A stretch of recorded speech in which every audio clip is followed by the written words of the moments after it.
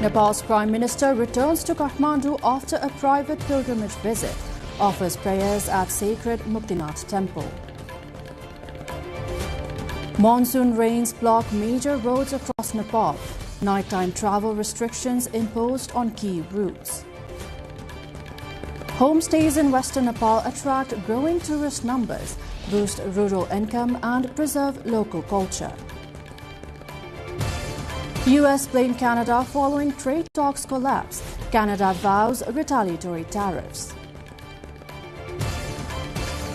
Iran warns countries against joining US economic war, threatens action over Strait of Hormuz. And Nepal Volleyball League trophy unveiled. Tour highlights historic sites across Kathmandu Valley.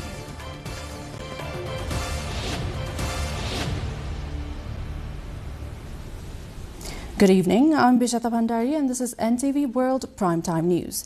We're coming to you live from Kathmandu at 1900 hours Nepal time. Elsewhere it is 13:15 in London, 22:15 in Tokyo and just after midnight in Sydney. Now the news in detail. Nepal's Prime Minister Balendra Shah has returned to Kathmandu after a private visit to the Muktinath temple in Mustang, a major Hindu and Buddhist pilgrimage site in the country.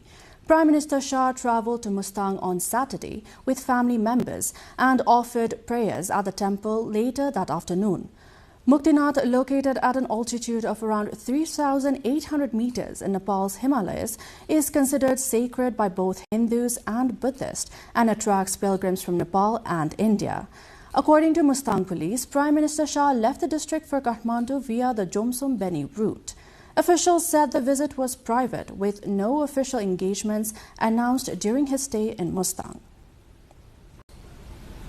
Heavy monsoon rains have disrupted road travel across several parts of Nepal, with landslides, mud and erosion blocking major highways and local roads.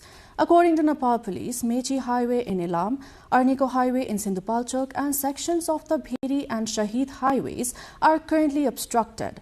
Authorities have also imposed nighttime travel restrictions on several routes, including the Khurkot Nepalthok Katunjepesi Road, Kanti Lokpath and Tokha Chahari Road, as a precaution against rain-related risk.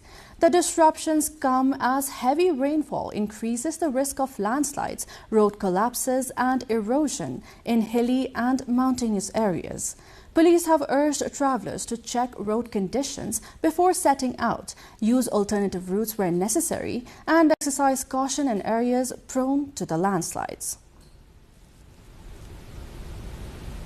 Nepal is experiencing widespread monsoon activity with generally cloudy conditions and light rain and thunderstorms reported in several provinces. The Department of Hydrology and Meteorology says the monsoon low-pressure line is currently close to its average position, with rain expected to continue across much of the country.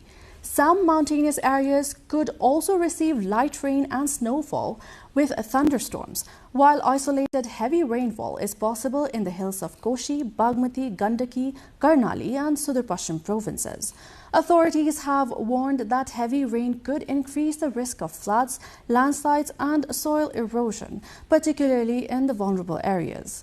People in affected regions have been urged to remain alert, monitor weather updates and take precautions while traveling, as heavy rainfall could disrupt daily life. Nepal Chamber of Commerce and Non-Resident Nepali Association NRNA have signed an agreement to promote investment, expand trade and strengthen economic cooperation in Nepal. The Memorandum of Understanding MOU signed in Kathmandu aims to encourage foreign direct investment by facilitating trade, industry and entrepreneurship, particularly among Nepali diaspora investors.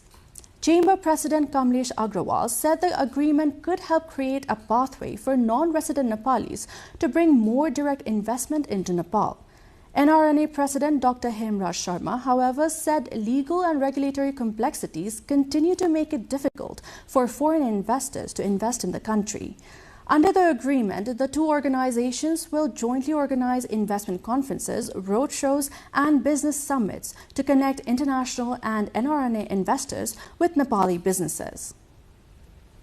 एक पटकको नेपाली सधैँको नेपाली भन्ने एनआरएनएको मूल भावना र नेपालको आर्थिक समृद्धिको साझा लक्ष्यलाई yes MOU मार्फत हामी व्यवहारमा उतार्न सहकार्य गर्नेछौँ। हामीले यो उतार्नै पर्छ। संसारभरि छरिएर रहेका नेपालीहरूमा यताबाट प्रडक्ट पठाउने मात्र होइन, उहाँहरूले यहाँबाट इन्भेस्टमेन्ट ल्याउने वातावरणमा तपाईँहरू सहयोगी हुनुहुन्छ भन्ने विश्वास लिएका छौँ। With Janai Purnima, a major Hindu festival coming up, young people in Siangja district in West Nepal are working to revive the traditional craft of making Janai, which is the sacred thread worn by Hindu men. The centuries-old practice is declining as younger generations move away from rural communities and fewer people learn the skill of twisting and braiding the thread by hand.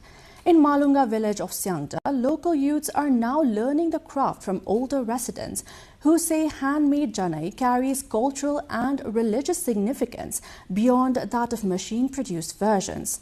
The initiative also aims to preserve the Vedic rituals and traditional knowledge associated with making and wearing the sacred thread, as many Hindus increasingly rely on commercially produced Janai.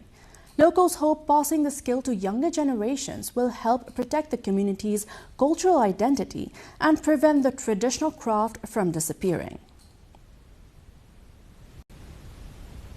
Time to go for a short break. We shall be back with more updates. Do stay tuned.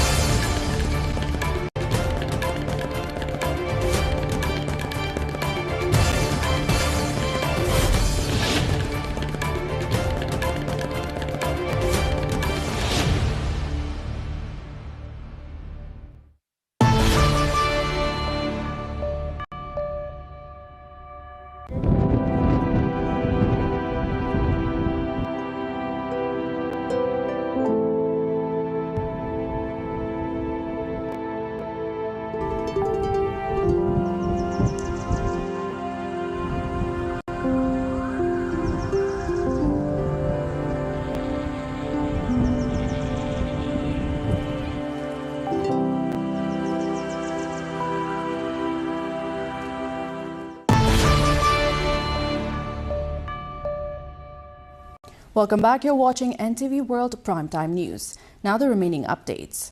Nepal has completed 98.56% of this year's rice planting, which is 4% higher than the same period last year.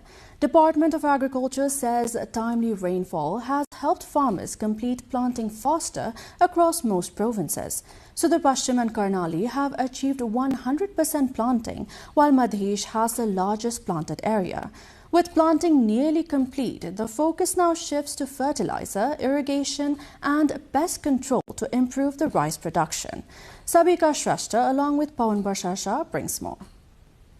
Paddy planting across Nepal is nearing completion, with farmers having planted nearly 99% of the targeted area by August 21. According to the Department of Agriculture, 98.56% of paddy has been planted across the country so far this year, around 4% higher than during the same period last year. Paddy has been planted on more than 1.35 million hectares nationwide. Madhesh province accounts for the largest area, with paddy planted on around 376,000 hectares. In terms of progress, Sudar Pashchim and Karnali province have completed 100% of their paddy planting. Gandaki has also recorded a notable improvement, with planting reaching 99.31% compared to 94.83% at the same time last year. The improvement is particularly significant in Madhesh, the country's major paddy producing region. Paddy planting there has reached 98.23% this year compared to just 86.35% during the same period last year. Kosi province has also seen an improvement, with planting reaching 98.82%, up from 96.67% last year. अगाडि रोपाई भएको क्षेत्रफलमा टिलरिङ भइसकेको छ, गजाउने काम भइसकेको छ र early राइसहरु कतिपय ठाउँ पटाउन पनि थाल्ने बेला भइसकेको छ भने मिड राइस र लेट राइसहरुको चाहिँ क्रमशः बिरुवाहरु सर्ने र अगाडि बढ्ने क्रम छ। यो हुँदा हामी असोजपछि मंसिरसँग हार्भेस्ट हुन्छ त्यो अवस्थासँग बिचमा थुप्रै समय भएकोले अब हामी प्रकृतिमा निर्भर हुँदाखेरिमा पछिको भवितव्य बाहेक अहिले यही अवस्था रहँदा उत्पादन राम्रै हुन्छ भन्ने अपेक्षा गर्न सकिन्छ. Officials say the timely arrival of the monsoon has helped farmers complete paddy planting earlier and across a larger area than last year. With planting progressing well, the department expects paddy production to improve this year. However, completing the planting season is only the first step. The government now faces the challenge of ensuring that farmers have timely access to fertilizers and irrigation while also controlling diseases and pests that could affect the crop. With nearly all paddy already in the ground, the focus now shifts from planting to protecting the crop and securing the harvest. Around 8,000 people have reportedly reached the summit of Mount Everest since the first successful ascent in 1953. But many of the Nepali climbers who make those expeditions possible face financial insecurity once their climbing careers end. Professional Sherpa guides typically earn around $10,000 to $15,000 in a climbing season, which lasts only a few months and must support them and their families for the rest of the year. Repeated exposure to extreme cold and high altitude can also cause health problems later in life, while climbers injured or falling seriously ill often struggle to afford treatment. Mountaineering leaders are calling for stronger welfare measures, including social security and a legal provision to channel part of Everest climbing royalties into a dedicated climbers' welfare fund. They say such measures are needed to protect veteran climbers and ensure that the next generation can pursue mountaineering as a secure and dignified profession.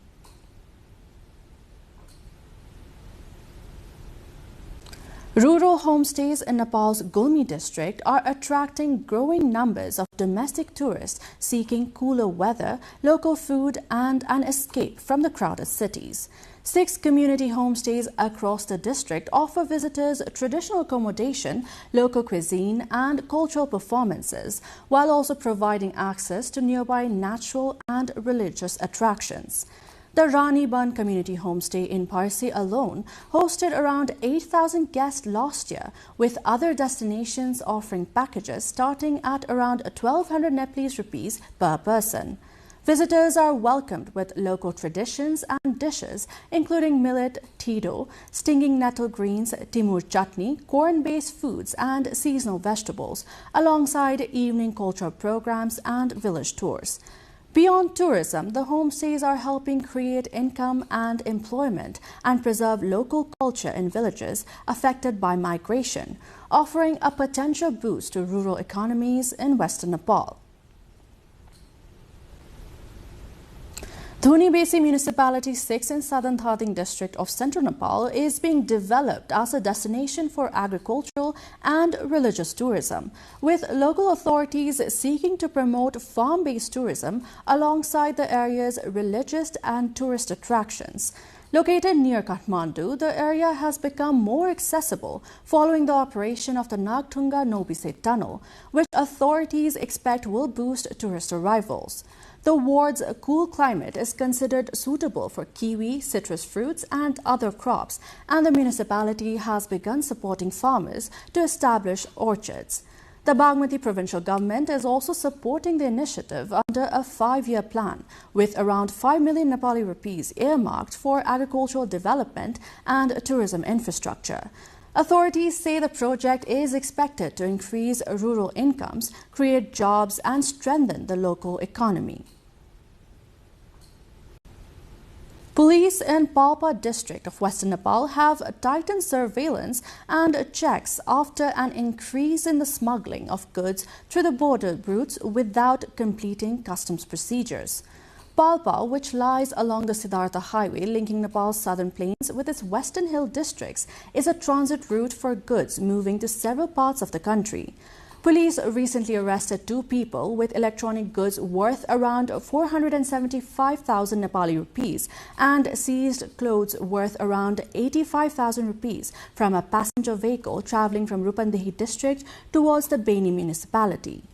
Authorities say such illegal trade reduces government customs revenue, and seized goods and suspects are being handed over to the relevant authorities for legal action.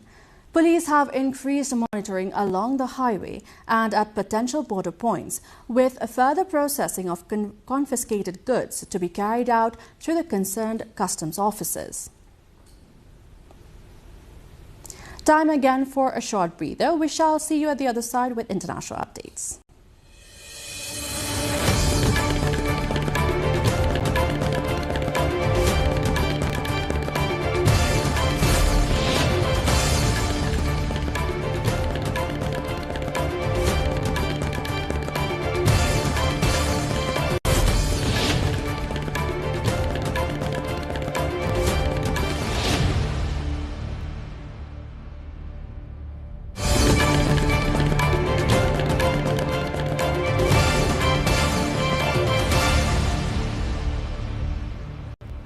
US President Donald Trump has said that Canada wants the benefits of being a state without being one after trade talks between the two countries collapsed.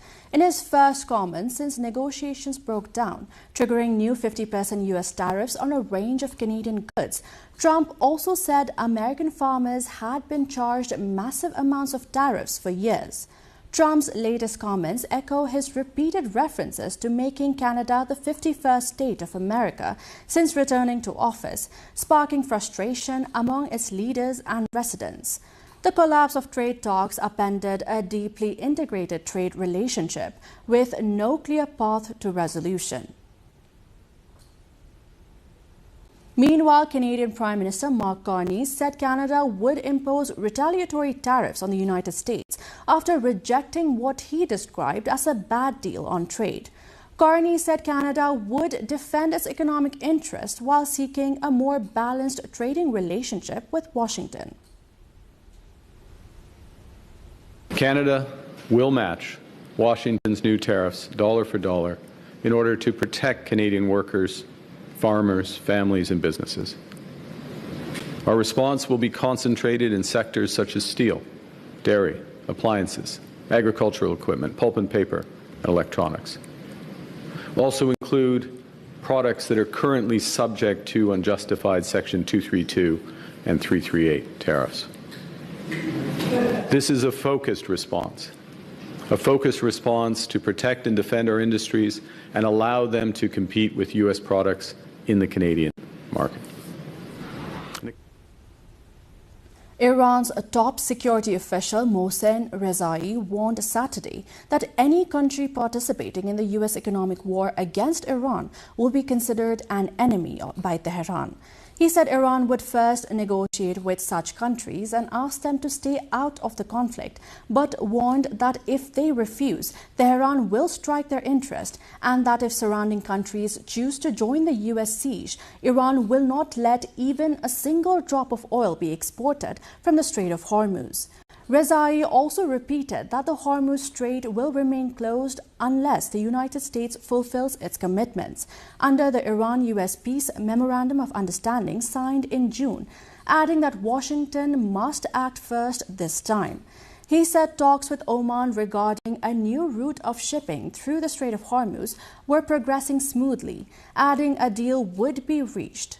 U.S. President Donald Trump said Wednesday that the United States would launch the most crushing economic operations ever against Iran, describing it as an economic warfare and isolation on an unprecedented scale. In other update, health officials at Gaza's hospitals are warning that a severe shortage of medical oxygen could put the lives of critically ill patients at risk, particularly premature babies in neonatal and intensive care units. Officials said only 12 of 35 oxygen facilities across Gaza remain operational, sharply limiting supplies to hospitals.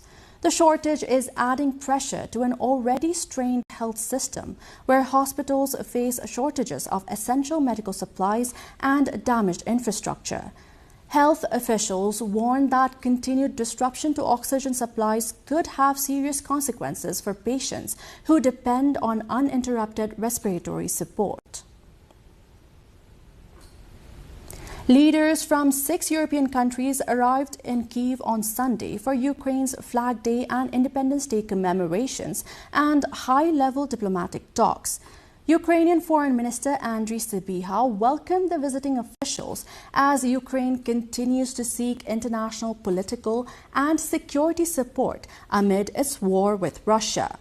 The visit follows a deadly Russian attack on August 21st that killed 16 people and injured nearly 130, according to local authorities. Ukraine's emergency services released footage showing rescuers and police entering a damaged building following the attack. Let's take another short breather here. We shall be back with more international and sports updates.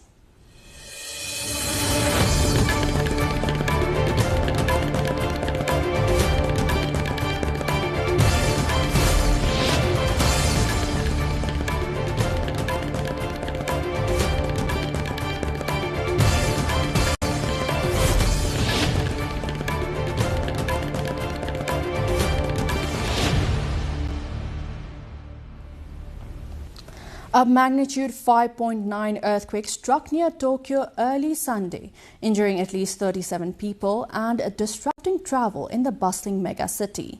The quake caused violent shaking in the Japanese capital and its surrounding areas, prompting the nation's warning systems to sound public announcements and sirens in the streets and lighting up smartphones with notices in the affected areas. The quake struck the southern part of the Ibaraki prefecture near Tokyo at 2 a.m. local time, according to the Japan Meteorological Agency. The quake comes after a series of recent earthquakes in Japan, raising renewed concerns about seismic risk in the densely populated region. Around 700 people gathered near the Belgian town of Bernissart to protest waterfowl hunting near the protected Archies marshes. 9 environmental organizations, including the Royal Belgian League for the Protection of Birds and the Eau de France branch of France's League for the Protection of Birds, called for 1,500-meter buffer zone around the protected area. The groups say hunting permitted just across the border in France threatens migratory and protected bird species. Hunters and authorities regard the activity as lawful, while conservation groups have described the impact on birds as a bloodbath and are demanding stronger cross-border protection. Scientists at the UK's Imperial College London have developed a fully biodegradable materials for balloons that they say can break down in less than a year, potentially offering an alternative to conventional latex products. Researchers behind startup BioLoon say traditional balloons can contain additives that complicate their environmental impact despite being marketed as biodegradable. The new material was developed after hundreds of trials and is designed to decompose naturally within a shorter period. The company plans to explore applications beyond balloons, including latex, gloves, clothing, medical devices, and condoms. Researchers say the development could provide manufacturers with a more environmentally sustainable material for a range of consumer and medical products.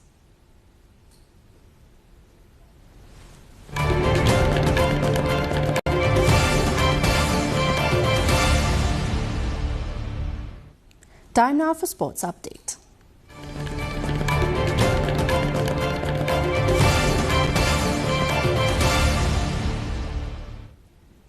The official trophy of the Nepal Volleyball League NVL has been unveiled.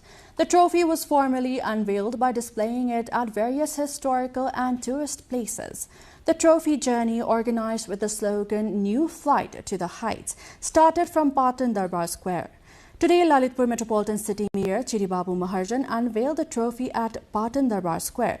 Later, the trophy was also displayed in Kathmandu and Bhaktapur Darbar Squares.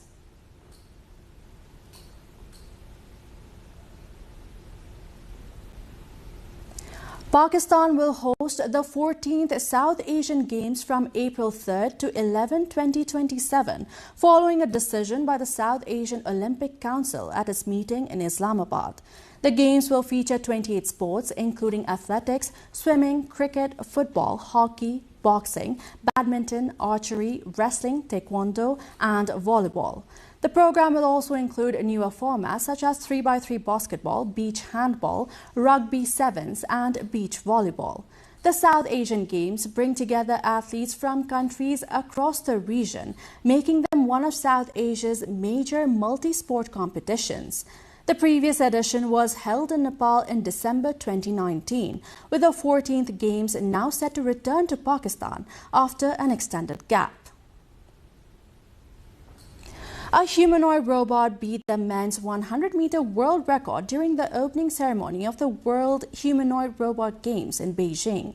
The robot completed the race in 9.39 seconds, which is 0.19 seconds faster than the official human world record of 9.58 seconds set by Usain Bolt in 2009. The reported time is a robotics demonstration, not an athletics world record, and is therefore not comparable to an official human track and field record under the World Athletics rule. The demonstration, however, highlights rapid advances in humanoid robotics and China's push to develop robots capable of performing increasingly complex physical tasks. The event, meanwhile, has brought together humanoid robots in competitions designed to test their speed, agility, coordination, and other capabilities. A Colombian league match between Santa Fe and América de Cali was suspended after rival supporters clashed inside El Campín Stadium. The violence erupted in the stands around the 33rd minute, with groups of fans fighting before some stormed onto the pitch. Anti-riot police intervened and fired tear gas as authorities struggled to contain the clashes. The incident forced players and officials to leave the field and brought the match to a halt, highlighting continuing security concerns around football matches in Colombia.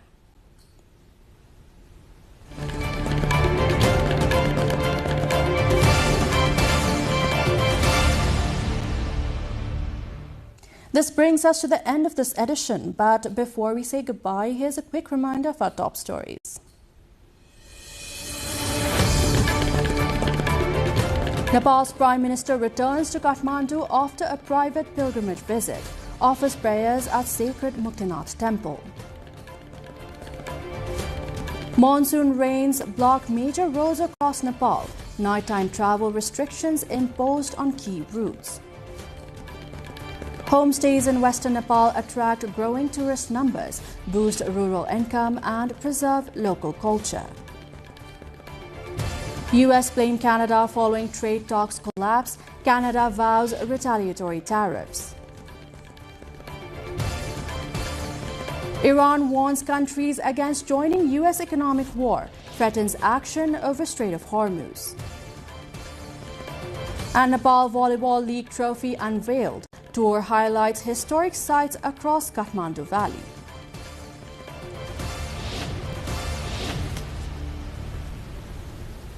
That's it for this edition of Primetime News. Our next bulletin will be up at 2200 hours Nepal time. Meanwhile, do join us through our social media and get the latest updates from our official website at nepaltelevision.com. Thank you for watching. Have a wonderful evening ahead.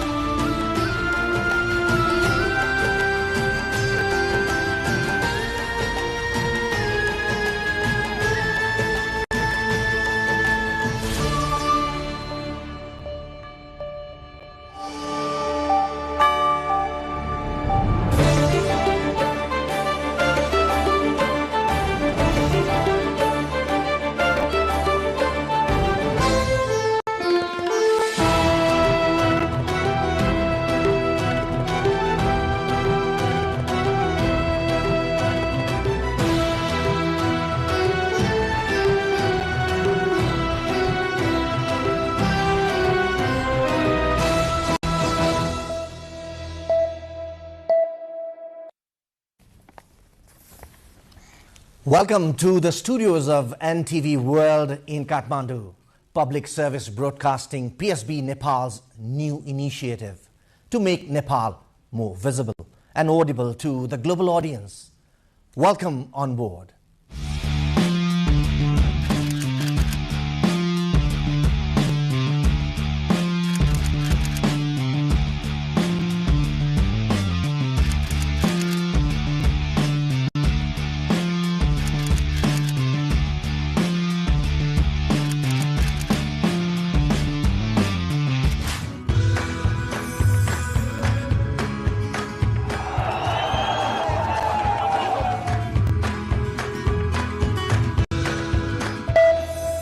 This is NTV World, facts that speak, insights that matter. Telling the stories of a changing planet. NTV World, Nepal's perspective to the world. Exploring the heartbeat of Nepali creativity. This is NTV World. The power of story shaped by technology. NTV World. Unearthing Nepal's hidden heritage. Discovering the timeless Nepal. Telling stories that endure across centuries, where culture breathes, stories bloom. When the world moves, we make a sense of it. NTV World. Taste of Nepal. Every recipe, every flavor tells the story. Journalism in the digital age. Fast, focused, verified. Stories hold power. Stories reflecting life. Stories of the hinterlands. Reporting for NTV World. This is NTV World. Welcome to News Hour. This is NTV World. Welcome to Primetime News. One story at a time. Crossing borders, connecting voices, where Nepal meets the world in dialogue. This is NTV World, Nepal's perspective to the world. Voices that connect Nepal to the world, bringing perspective, region and relevance to every story. NTV World, Nepal's perspective to the world. Stand by. Mic is on. 3, 2, 1, cue. We are NTV World.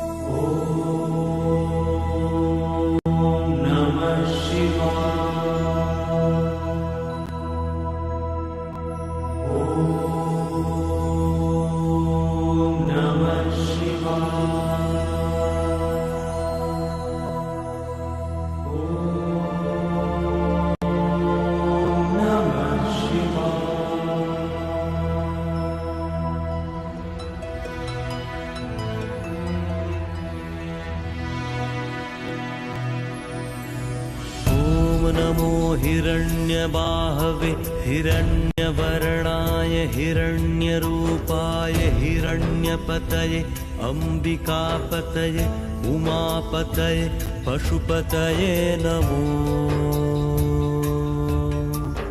नमः।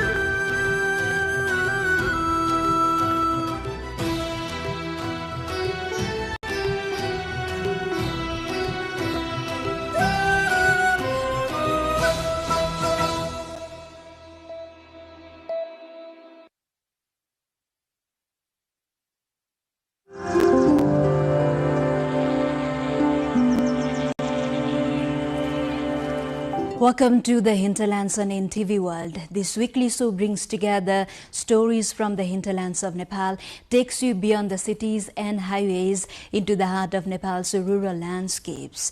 I am Rosina Rai. Let's begin with the very first report from Sangza district. In the hills of Sangza, the story of rice begins long before the harvest. It begins with ritual, faith and tradition. For generations, farmers here have celebrated Harela, an age-old festival associated with the rice harvest and well-being of their crops. Observed on the first Tuesday of Bhadra, Nepali month, Harela continues to hold a special place in the agricultural and cultural life of the community. Even as modern farming techniques transform agriculture, these age-old traditions continues to connect farmers with their land, culture and faith.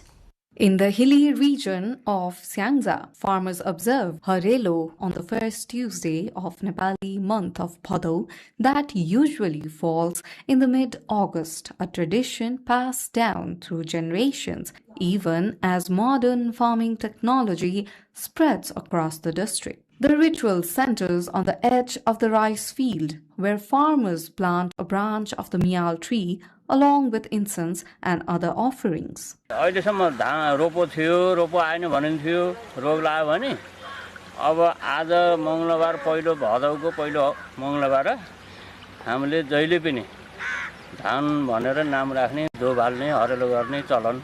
Until Harelo is performed, the transplanted paddy is called ropo, not yet dhan. Farmers say rice that hasn't passed through this ritual is considered unfit for auspicious ceremonies or religious use. Harelo गरिसकेपछि यो पूजा पाठमा चाहिने शुद्ध हुन्छ.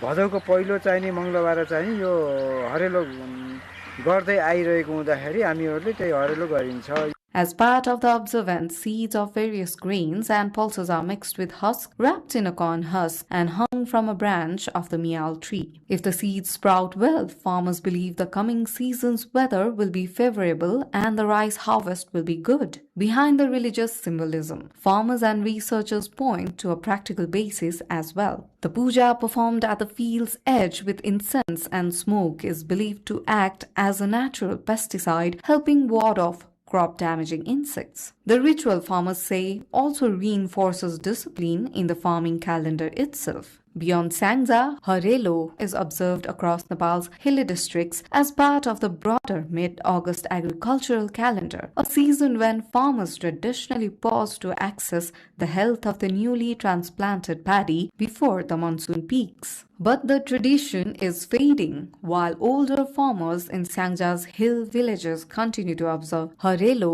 It holds little appeal for the younger generation. As modern agriculture practices take hold, such customs are slipping toward extinction, prompting cults to preserve Harelo not just as ritual, but as a marker of logical agricultural knowledge and identity. We are moving to another report that is also from Sangza district. From tradition to a changing identity, Walling municipality of Sangza district has introduced pink uniforms for students in all community schools. The initiative covers more than 3,000 students from grades 1 to 10 across 59 schools. The municipality says the uniform is intended to promote equality among students, while also strengthening Walling's identity as Nepal's pink city for students. A uniform may simply be part of school life, but for the municipality, it represents something more, a shared identity and a sense of belonging. Walling municipality in Sangza district is the only municipality in Nepal to have an official single color policy, requiring buildings in the central market area to be painted pink. Recently, the municipality has been moving ahead with its smart city vision while simultaneously reinforcing its identity as the pink city. Around 80% of houses in Walling are already painted pink. Now the municipality has extended the campaign to community schools. Deputy Mayor Kavita Tiwari Gaire says all 3,092 students from grades 1 to 10 in the municipality's 59 community schools are required to wear the prescribed pink uniform. पोशाक वितरण गर्दा 1-10 का विद्यार्थीहरूलाई लक्षित गरेर पोशाक वितरण गरेको छ। अब अहिलेसम्म 3092 जना विद्यार्थीहरूले चाहिँ त्यो पोशाक चाहिँ प्राप्त गरे। The municipality has provided 1,000 rupees per student to the respective schools to support the purchase of the uniforms. Students have already started wearing the prescribed dress. Students and teachers say they are proud to be a part of this initiative. हाम्रो नगरपालिका वालिङ नगरपालिका भनेको pink city हो। त्यही भएर यस्तो गर्दा हामीले यो नगरपालिकाको धेरै नै क्लोज भएको जस्तो लाग्छ अनि हामी यो नगरपालिकाको बासिन्दा भएर हामीले यो नगरपालिकाले पिङ्क सिटी भनेकोमा रेस्पेक्ट गरेको जस्तो भइरहेको छ। The campaign has also given a boost to local tailoring businesses, creating additional employment opportunities. मैले अहिलेसम्म 700 जना विद्यार्थीको काम गरिरहेको छु 3-4 वटा स्कुललाई कोर्डिनेट गरेर। यसले हामीले रोजगारी पनि सिर्जना गरिरहेको छ sir. With this move, Walling's pink campaign is no longer limited to buildings and streets. It is now extending into schools, turning the color into a symbol of identity, unity, harmony, and prosperity. The municipality hopes the campaign will further strengthen its message, Pink Walling, United Walling. In eastern Jhapa, farmers are finding new ways to make more from the same piece of land. Betel nut plantations, once mainly associated with a single cash crop, are increasingly becoming multi-crop farms. Farmers are growing lemon, turmeric, pepper, ginger, paddy, and vegetables between betel nut trees. The approach allows them to earn income throughout the year while making better use of their land. It is a simple change in farming practices, but one that could make a significant difference to household incomes of Eastern District Jhapa.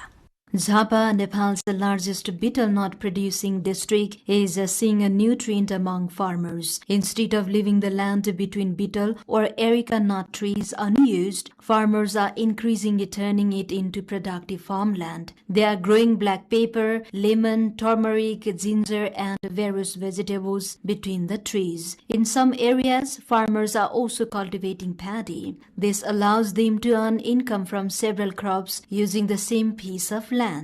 को यो मुनिबाट लाउने खेतीमा अब अरु पोथ्रामा हैन कागती यो अलैँची नरिवल अनि तपाईको Cola यिनीहरु यो चाहिँ सहज हुँदो रहेछ.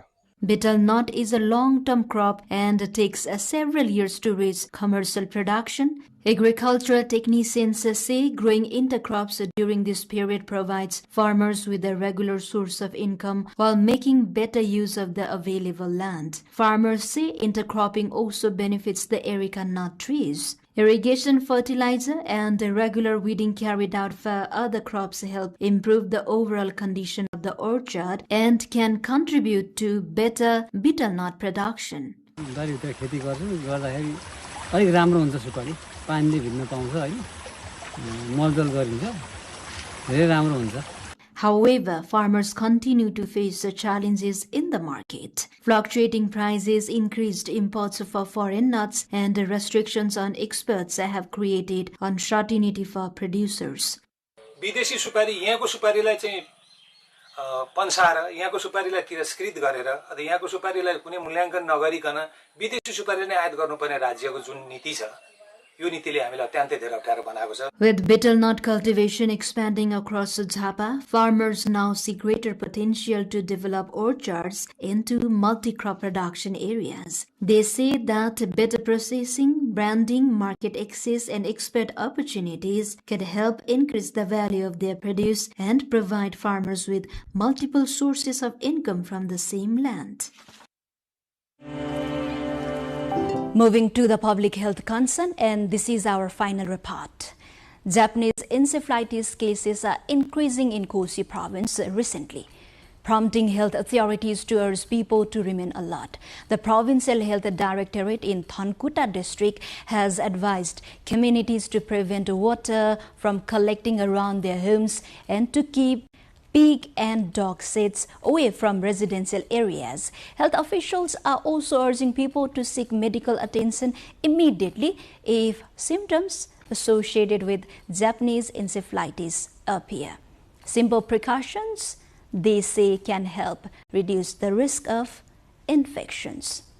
Japanese encephalitis infections have been increasing in Kosi province in recent weeks. Health officials warn that elderly people, those with chronic illnesses, and people with weakened immunity are at greater risk of developing severe infections. According to the Provincial Health Directorate in Thankuta, 242 suspected cases have been reported in 16 local units across 4 districts. So far, 8 people have died from the disease in the province. The Provincial Health Directorate has urged the public to remain vigilant and take preventive measures against the infection. Japanese encephalitis is a potentially fatal viral disease that affects the brain and is transmitted through the bite of infected Culex mosquitoes.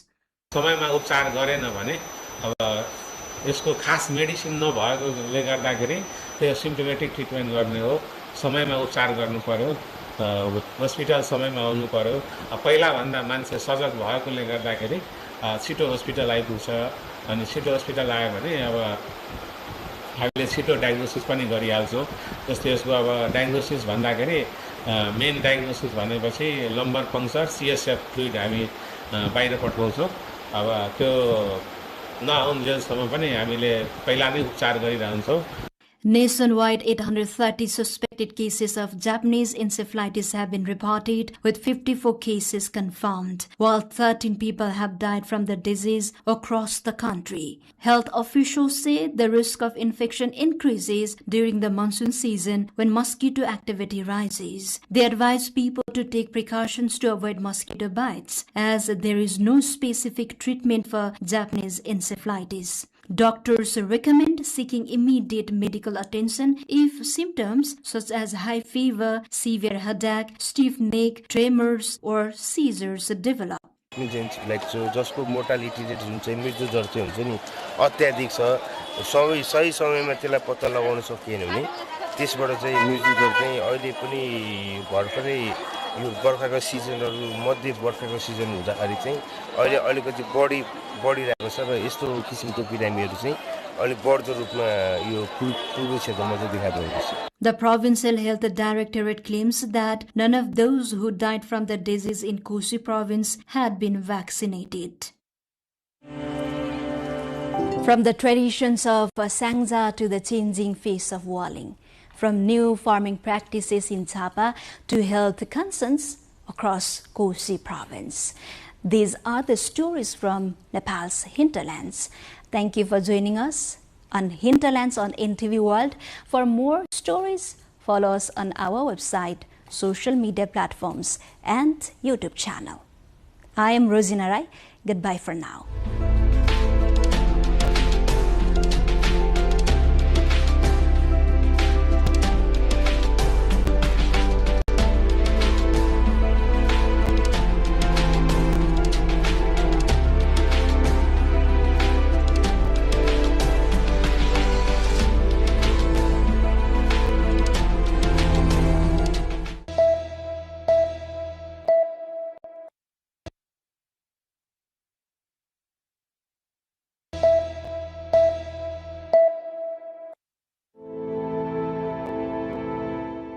Among Nepal's many glacial lakes, some are at serious risk of bursting.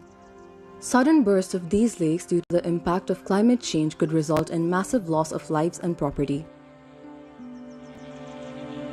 This issue has already been discussed widely in the international community. Nepal itself has been drawing attention to the condition of these lakes and the harm they could cause.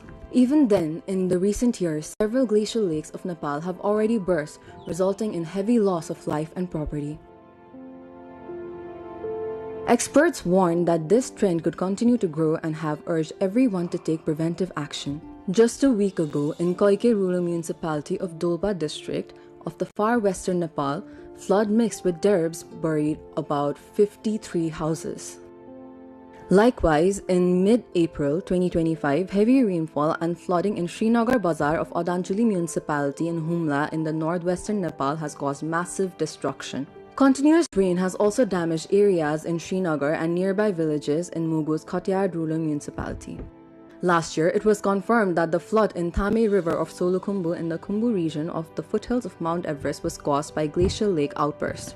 Similarly, the unexpected flood in Rasua along Nepal-China border in the north on July 8, 2025, according to experts, was the result of glacial lake outbursts. Recently, ICIMOD used satellite images and other research to identify 47 glacial lakes that could burst at any time, causing harm to human settlement in Nepal. The study shows that many of these high-risk lakes are located within Koshi River Basin. ICIMOD's General Director Dr. Pema Gyamso says that the climate change and rising temperature are the main reasons behind the bursting of these lakes. Gyamso adds that to stop such disasters, there must be strong investment in the early warning systems and emergency preparation. Collaboration चाहिए, cooperation transboundary. अब हाम्रो 8वटा देश छ इन्दो-कोशी हिमालयमा, त्यसमा हामीले information exchange गर्ने, scientific cooperation, अब त्यसको लागि पनि इन्भेस्टमेन्ट चाहियो, फन्डिङ चाहियो, त्यसको पनि प्रब्लम छ। अन्त हामीले अहिले इसिमोड चाहिँ यो पोलिटिकली न्युट्रल भएर हामीले चाहिँ के गर्दैछौँ भने साइन्टिस्टहरू र हाम्रो पोलिसी मेकर्सहरू लिएर डिस्कस चाहिँ हुँदैछ, तर हामीले अलिक योभन्दा बेसी कोअपरेसन चाहिँ खास चाहिँ कोअर्डिनेसन कोअपरेसन हो। हामीले यो रिसोर्सेस र यो नपुगेर पनि कोअपरेसन छ भने अहिलेभन्दा बेसी हामीले त्यो प्रिभेन्सन गर्न सक्छौँ डिसास्टरलाई। Out of the 47 risky glacial lakes, 25 are located in China, 21 are inside Nepal, and 1 lies on the Indian side. Even if the lakes in China and India burst, the damage would still reach Nepal's settlement downstream. Records show that glacial lake outbursts have been causing destruction in Nepal for decades. In the past 24 years alone, 26 glacial lake outbursts have been recorded. Among them, 14 occurred inside Nepal itself. Research shows that Lower Boron Lake is one of the lakes posing highest risk that could affect the nearby settlements. Similarly, Chamlang, Inja, Lumding, and Tulangi glacial lakes are also at high risk. If large amount of stored water releases at once, the resulting flood could be even bigger than the recent ones in Rasua. When heavy snow or ice falls onto the glacial lake, it can displace the water, causing sudden floods downstream.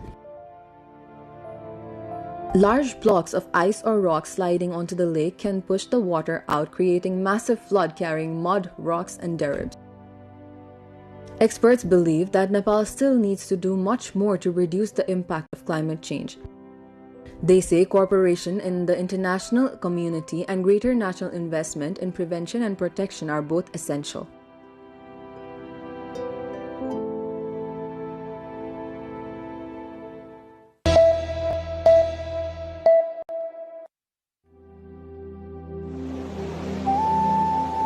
In the natural splendor, the silver-like peaks or the Himalayas glisten.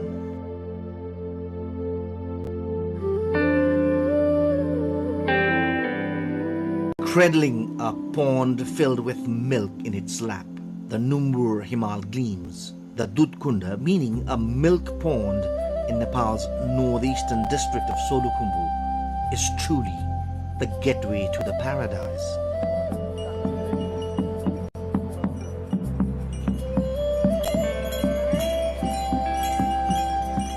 The Numbur, Khatang and Karyalung mountains seem to smile at all times. Adorned with a garland of colorful flowers, the Dudkunda is overflowing as if filled with milk.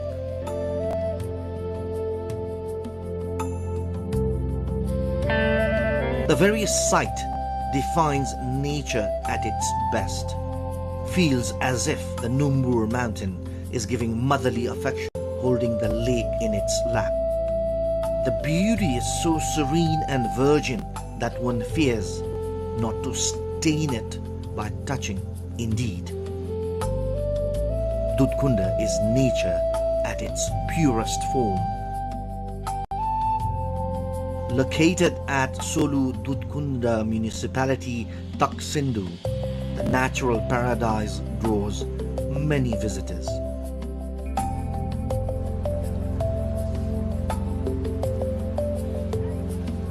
No matter how many words are spent describing it, they all feel inadequate upon reaching there. The name itself is fulfilling and equally sacred. हजारौं नरनारीहरू चाहिँ तीर्थयात्रीहरू दुधकुण्डमा जानुभएको छ। म पनि पुगेर आएँ। दुधकुण्ड असाध्यै पवित्र स्थल यो हिमाल काखमा रहेको तीर्थस्थल हो, पुण्यस्थल हो, देवस्थल हो र त्यहाँ चाहिँ एकचोटि पुग्नै पर्दो रहेछ। त्यहाँ पुगेर जुन आनन्दको अनुभूति हुन्छ त्यो चाहिँ कहीँ पनि पाइँदैन भन्ने चाहिँ महसुस भयो। आनन्द लाग्यो, भएन मस्त लाग्यो। अनि यो ठाउँमा चाहिँ आएर तपस्या गरेर बस्नु जस्तो जस्तो लाग्यो मलाई। एकदमै राम्रो लाग्यो हैन, प्रकृतिले दिएको रमणीय तीर्थस्थल हैन। जो कोही पनि एकचोटि चाहिँ यहाँ आएर एकचोटि भ्रमण गरेर दर्शन गर्नुपर्छ जस्तो लाग्यो। Situated at an altitude of 4,531 meters above the sea level, Dutkunda is a sacred pilgrimage site of culture and nature.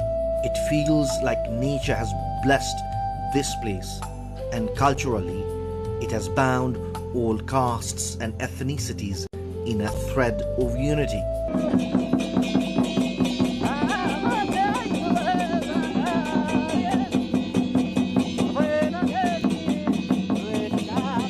There are various legends and sayings about Dutkunda.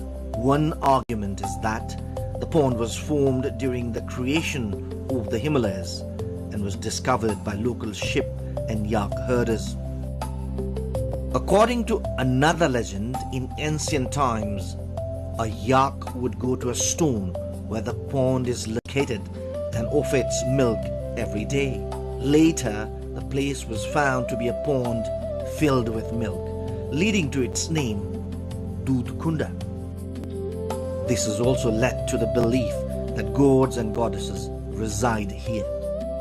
There are 3 different routes to reach Dutkunda. One route is through Salleri, Faplu, Taksindu and Sasrabeni. Another route goes via Lukla, the gateway to the Everest, through Nuntala, Taksindu and Sahasrabeni. Nature has truly blessed the Solu Dutkunda municipality.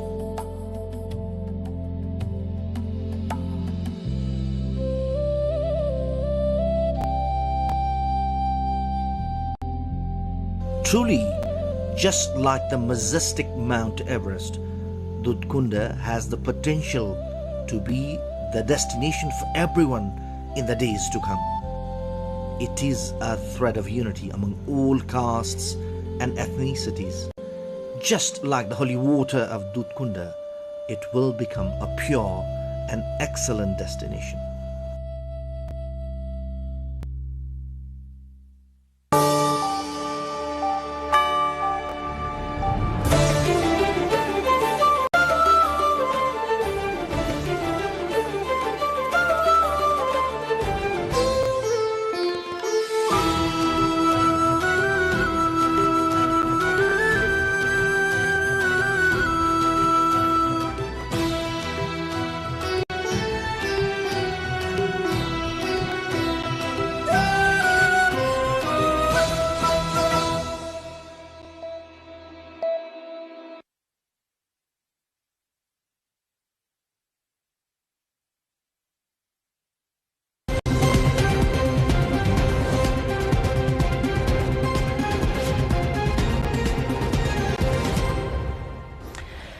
Almost a year after the September uprising, Nepal has moved well beyond the initial shock of that political upheaval.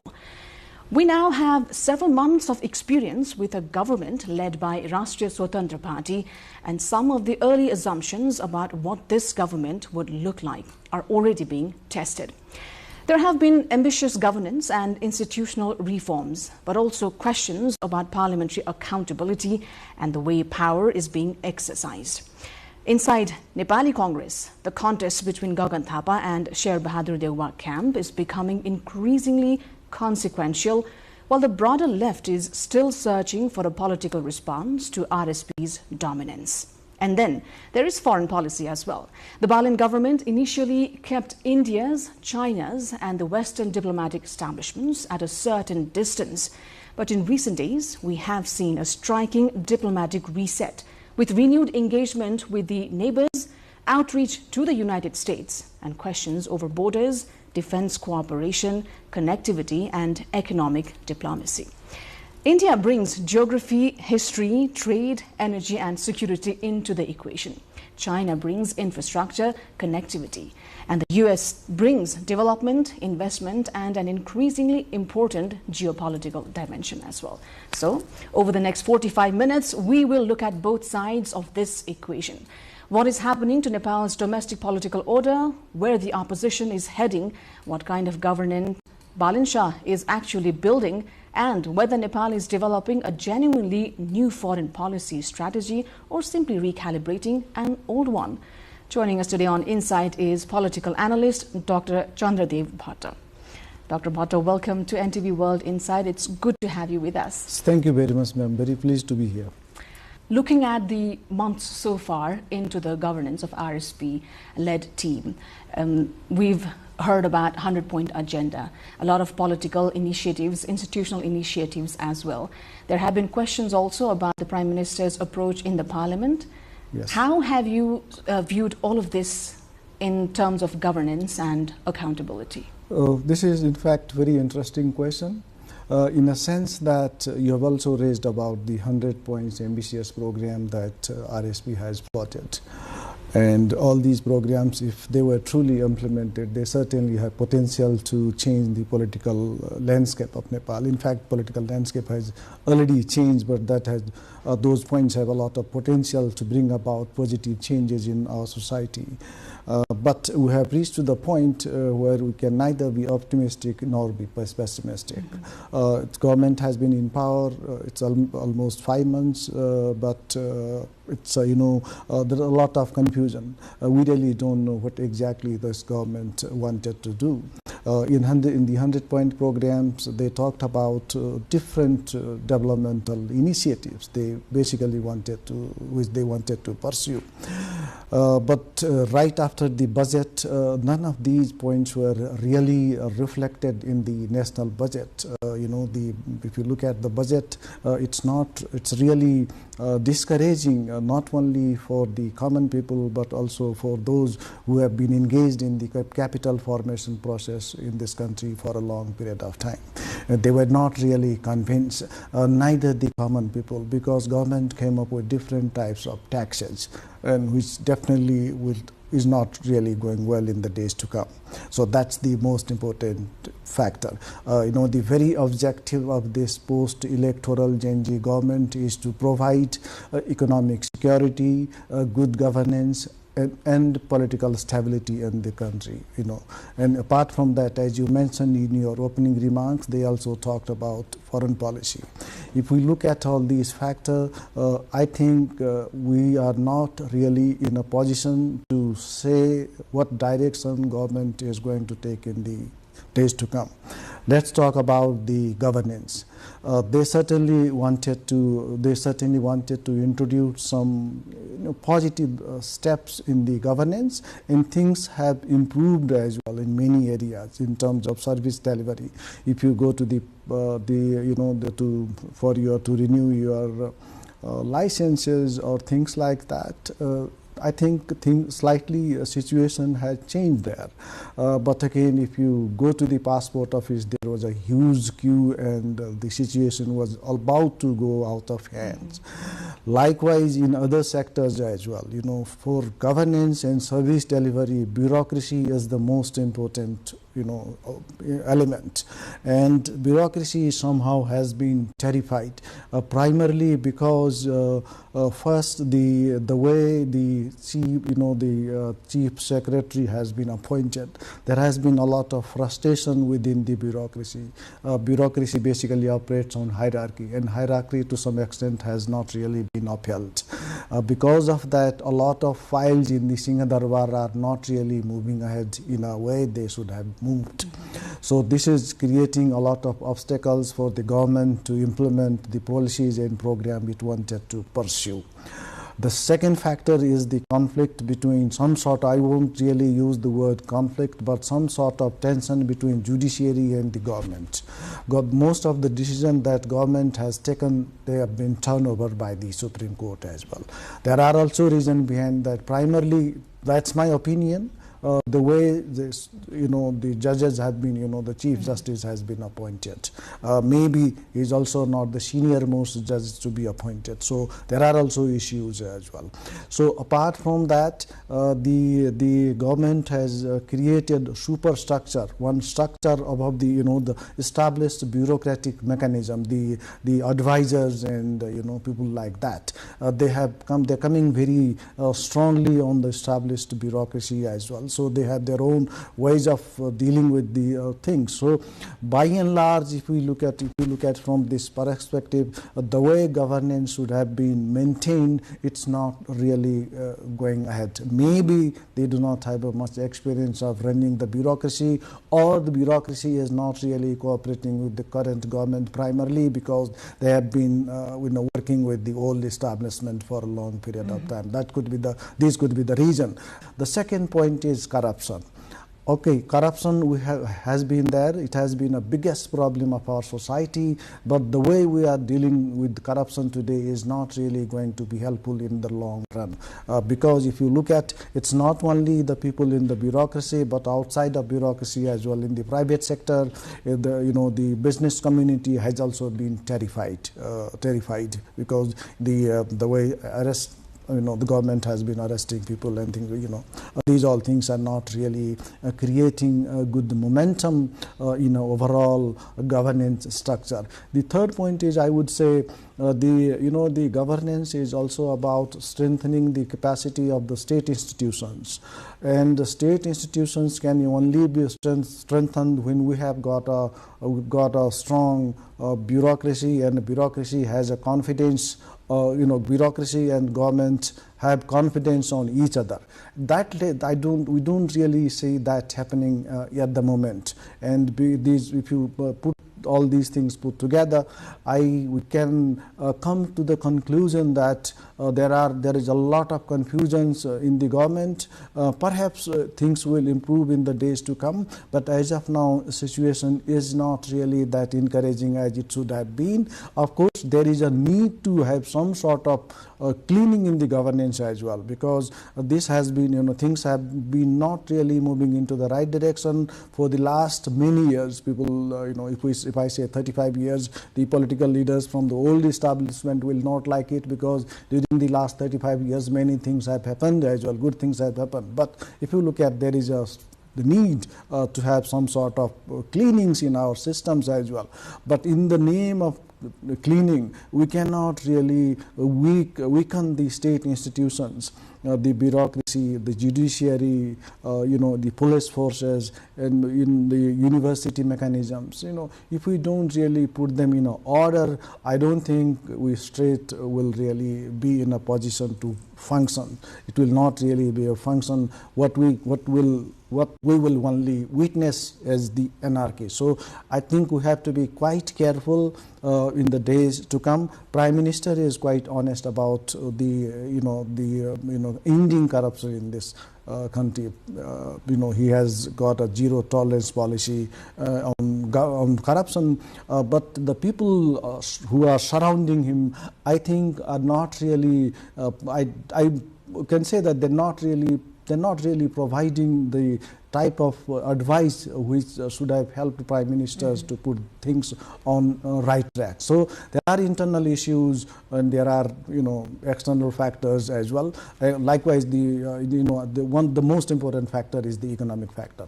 I think we're not really performing well in terms of economy. If you look at we've not really been able to create jobs in the country, and the confidence of the investors is really going down.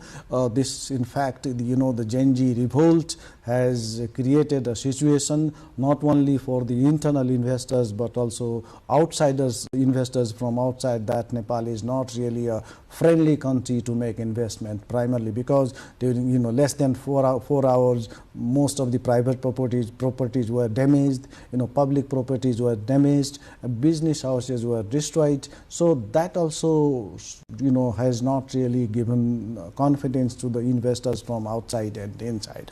Apart from that, we've also the government became very strong on business community in terms of the corruption related issues and things like that. So I think the primary job for the government should have been to take business community and industrialists and those who have been engaged in the capital formation process in this country into confidence. That did not really happen. I think in the days to come, so there will be huge gap between the expectations and the delivery, which certainly will not really be good for the RSP-led government as well as the people at large, and people will they will lose trust not only on the political parties like they had with the old political parties, but the new political forces who basically came with the agendas of having prosperous Nepal and also wanted to have some sort of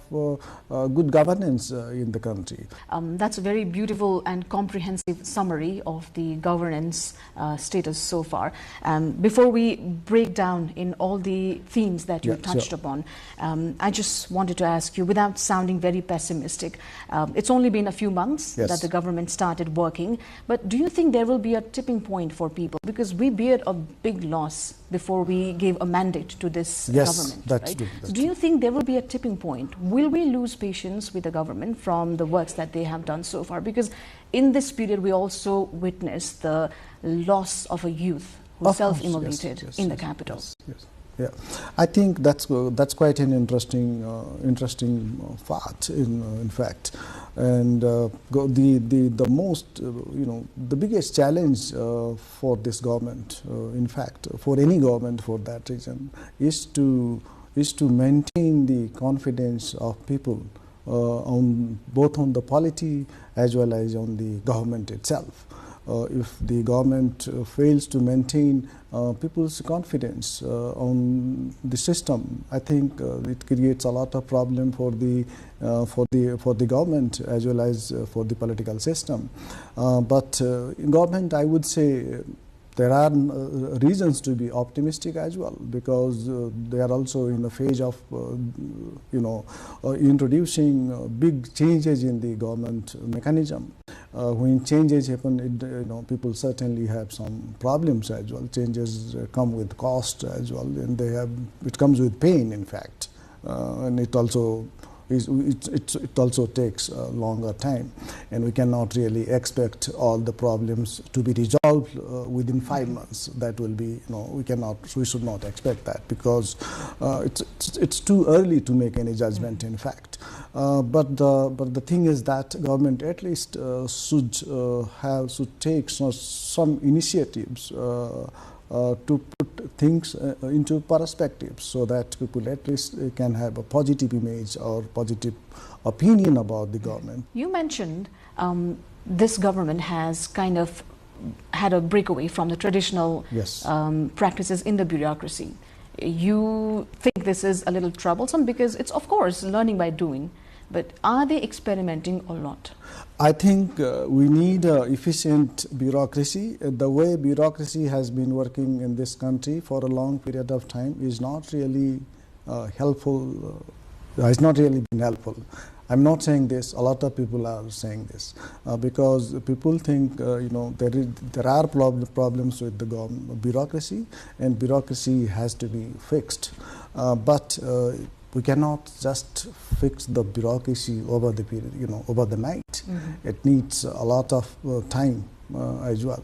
And if we try to quick fix the bureaucracy, that will have consequences, because bureaucracy, in fact, will not really cooperate. And bureaucracy is also considered as a permanent government. If you had to make one suggestion to the government when it comes to this reshuffling of the approach to the bureaucracy, what would it be? Or if there is some decision that you would want the government to retract on?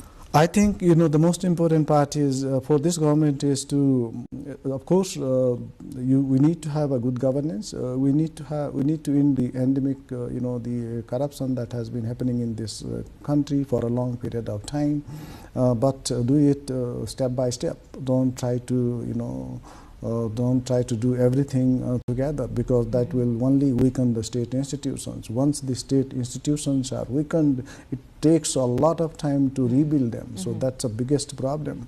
What would you say would be the first step, and then follow? First step, I would say, of course, bureaucracy. We need to have a good governance in the system, in the governance, in the politics. But that requires a lot of work as well, hard work as well. Also, there has to be a deeper level of thinking as well. I said it primarily because in the name of governance, we can also destroy a lot of things. So I basically wanted to say that this government should also try to take the state institutions on its side. The confidence. There has to be some sort of confidence between the institutions and the government in power, which I think is missing at the moment. So that has to be restored at some point of time. And the second most important for this government is to try to talk to the people as well, to communicate to the people, which is not really happening. When RSP emerged into mainstream, they were neither left-leaning or right-leaning. Would you agree to that? And somewhere in between, they talked about social democracy. Okay. Does a political party necessarily have to lean to the left or the right? This is very interesting question. RSP, to me, is largely a programmatic political parties. They have certain agendas. They said they wanted to have a good governance, development, and things like that. And they did not have a defined ideology for a long period of time, which I think they still don't have. Principally, they said they believe in social democracy, but in practice, that did not really happen, which we could, notice in the budget which they have recently released. I think if you look at budget, is largely anti-poor. Not only anti-poor, in fact, it's anti-industrialist as well. Like, it doesn't really help the capital formation process. So that's, that makes me to ponder on the fact that what particular ideology this government or this party is really pursuing. And ideology does not really make any sense in today's world, because it does not bring food to the table. What is important for any government or any political party for that region is to policies and program that you come up with and you implement. In our case, the main ideology should have been to fulfill the basic minimum requirements of the people, and whichever way or whichever ideology can deliver, we should go for that. And ideology also sometimes is not really always helpful. It also indoctrinates people's mindset, and political parties and the cadres who believe in that particular ideology. When you talk about the budget and government's plans, and when you say it's anti-poor, it reminded me of the health and education equity tax that the government wanted to implement, which they withdrew later on. With someone like Swarnim Wagle at the helm of Finance Ministry, who is an economist with decades of experience, making a decision like that, what do you think is the rationale behind it? Are they not getting it right despite having such amount of knowledge? There is one saying, economy is not something which should alone be left into the hands of economists. And we should not expect much from economists. There is no economist so far in the world has fixed economy, right? Economy can only be fixed by the entrepreneur class, right? By the people, those who generate economy. Economists basically are a burden on society. I might be too harsh, this might be too harsh statement, but that's the reality. We had the finest economist today, who has studied one of the finest universities in the world. He'd been to the finest universities in the world. And people, in fact, had a lot of expectations from his economic policies, but nothing has happened, in fact. So the taxes on education and health is ridiculous. Likewise, the taxes which they are going to impose, which all of us will have to bear on electricity. When public utilities, when the government imposes taxes on public utilities, I think we cannot really realize the basic dividend of democracy. That's where problem lies, right? You know, democracy by the people, for the people. It's not really, we are just buying the people. The electricity tax for a country like Nepal with a huge hydropower potential. Yes, of course. This will have a multiple consequences on, you know, inflation rate, you know, a lot of things. Infrastructure projects will become expensive in the days to come. We hear a lot about economic diplomacy as well. Dr. Wagle talking about it, promoting about it. How feasible is economic diplomacy for a small economy like ours compared to giants around us? No, economic diplomacy, I think it's not only Swarnim Wagle who is talking about it. The debate around economic diplomacy has been going on for nearly 30 plus years now. During the late 90s, right after the liberalization process that took place, not only in other parts of the world, but also here. Because basic philosophy then was to have, you know, economic development.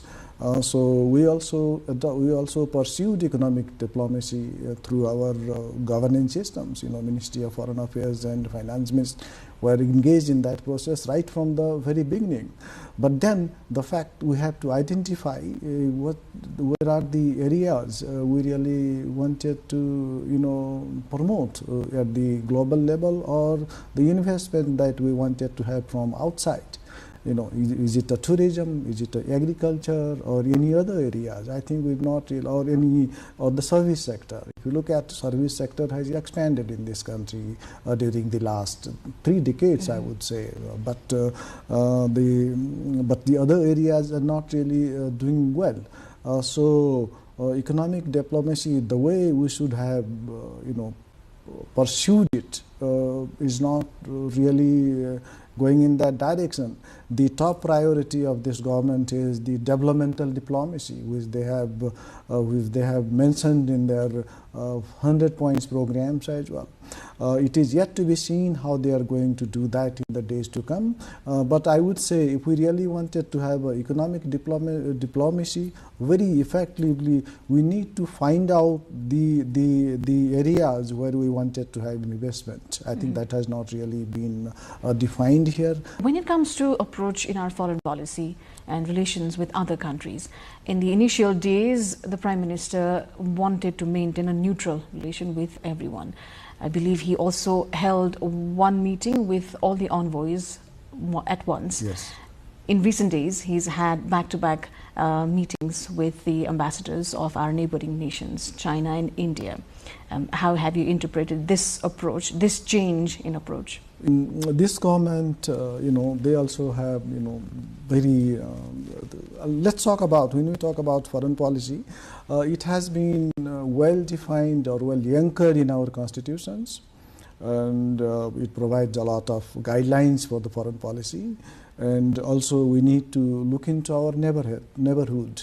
And apart from that, we also need to look into the broader geopolitics and, of course, the national interest. And in these factors, this government too has defined its foreign policy. And they said they want to go beyond the neighborhood. That's what they said. And at the same time, they also wanted to maintain some sort of neutrality between our 2 giant neighbors, which I think I don't see any problem with that. But at the same time, the realities are different with regard to the neighbors as well, both India and China. We cannot really have a same level of neutrality or same level of relations with these 2 countries. That's most important part. And the meetings with collective meetings with the ambassadors in the beginning, I think that was a good step. I do not have any positive, any negative, no reservations. No reservations on that. In fact, that was also needed. A lot of ambassadors wanted to meet him. Not only ambassadors within this country, but a lot of people from outside wanted to meet him. He is a political star in a sense. You know, the person who has changed the political landscape landscape of this country just by speaking less than 28 minutes during the entire electoral campaign. So everybody wanted to talk to him, not only the ambassadors who were stationed in Kathmandu, but outside of Kathmandu as well. So that also, I think we did not, as you said, there is no reservation with that. But and it was also needed because there were also some, the issues related to protocols as well. In the past, the ambassadors based in Kathmandu, they wanted to meet Prime Minister agent when they needed. They were basically bypassing the established mechanism of our diplomacy or our protocols. It was not really going well, so that needed to be fixed. Then what exactly, then after that things really did not go that well. One most important factor in that context is the planned visit of the Indian Foreign Secretary, which I think the Prime Minister, that's what it came out in media. His visit did not happen. The Indian Foreign Secretary wanted to come to Nepal, and that did not happen primarily because he wanted to meet our Prime Minister, and the Prime Minister somehow did not, that did not materialize for many reasons, right? That I think did not really, I would say it's not, we should have done that. And then after, all these, then of course the visits from the visits by the party president, Ravi Lambisani, to India was a positive step. Likewise, the visit from the part of a foreign minister to India as well as China. That was kind of building trust between our two neighbors. That is, in fact, which is quite important for us because they are not only our neighbors, but apart from that, they are also our partners in economic development and infrastructure development for a long period of time, and well-wishers, for Nepal. Where does in this equation the U.S. fit? U.S. is our developmental partner right from 1950, and of late, U.S. is also come up with infrastructural diplomacy rather, MCC projects and things like that. And on which the general public and many forces have a lot of skepticism in. Oh yes, people have got a skepticism not only with the American project, but also with the Chinese and the Indian project.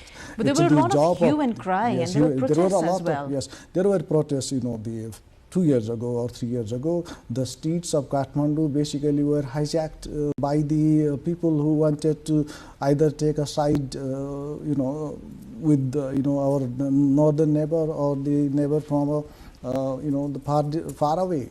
So that was a type of diplomacy we witnessed a few years back, and a lot of skepticism definitely is there with regard to the investment which is coming from the US, particularly this MCC, and likewise the BRI project which are coming from China. But it's the job of the government to communicate to the people. At the same time, we also have to bear in mind that we need infrastructural development, and we should be, and if we don't, and that requires a lot of investment, which I think is, I don't see much of a problem there. Do you think it's possible to be immune to these hidden agendas, if any at all? I think, you see, nothing is, there are no free lunches in the world, so nobody provides food at free of cost. That we'd have to pay for that. And it's up to us how do we want to maneuver these all things, like, skill diplomacy, that's why is the most important part. And that can only happen when there is some sort of national consensus within the country. But that was not really that has not really been seen in Kathmandu, because the way you said earlier, protests were seen in Kathmandu. They were ideologically driven, I would say. Some of them wanted to align with the China, some of them wanted to align with the US or the other countries also. So ideological orientation in foreign policy creates a lot of problems, not only to conduct foreign policy, but also to have developmental projects, right? So that should not be there.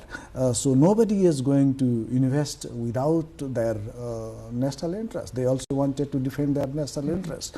Chinese have to expand their national interests. Likewise, the Americans also wanted to expand their national interest. And why should not we expand or defend our national interest? What is the problem there?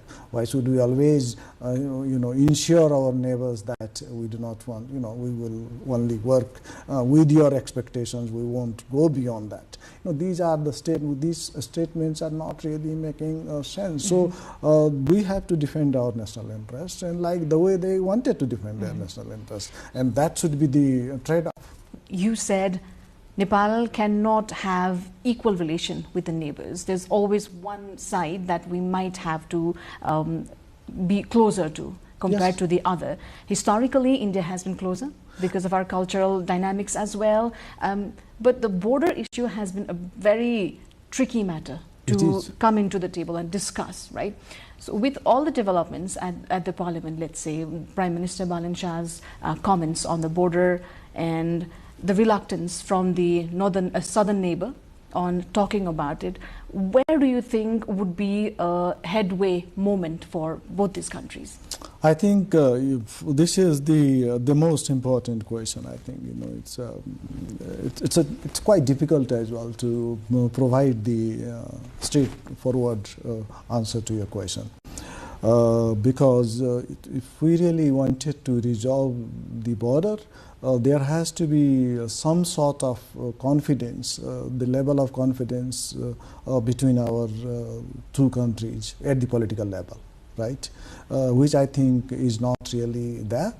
Apart from that, border issue has also been politicized, both from our side as well as from the side of India, I would say. It has been highly politicized, and it has also become highly sensitive in terms of geopolitics. If we look at from a geopolitical vantage point, it has also become so. So the issues of border has been there. It is one of the most outstanding issues. And it has to be resolved, because it is only spoiling the relations between two countries. And the biggest problem is the Kalapani and the Lipu Lake, and of course Susta. These are the two biggest points where the current conflict lies.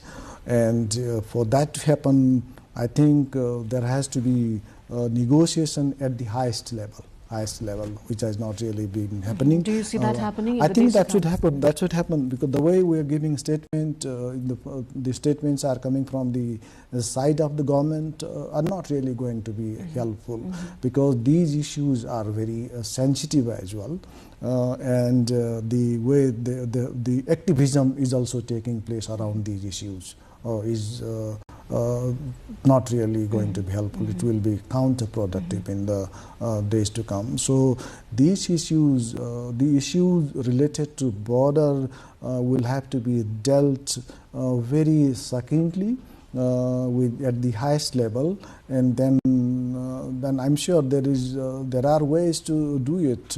I don't think these issues they are resolvable issues, I would say. So. But initiatives, we have to talk to the people. There has to be visits, the visits from both the sides. When was the last visit from India? When the last visit, the Prime Minister Modi. So we need to hold more active engagements. Active engagement at the political levels, and if the active engagement at the political level does not happen, that will also have consequences at the relations at the people's level, the relations at the people's level as well. So we have to be quite careful about these issues.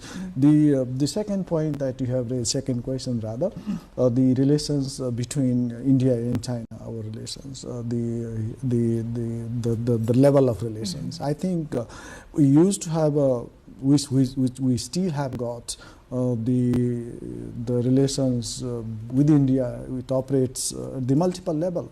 and it has not really changed. And we enjoy the open border where the movement of people is free, which does not really exist in any other parts of the world except in the European Union, right, where the borders are open. So I think that's really advantageous for us, and we should make good use of it. Of late, because of the geopolitics as well, borders are also being to be weaponized, and both the countries will have to be quite careful in the days to come.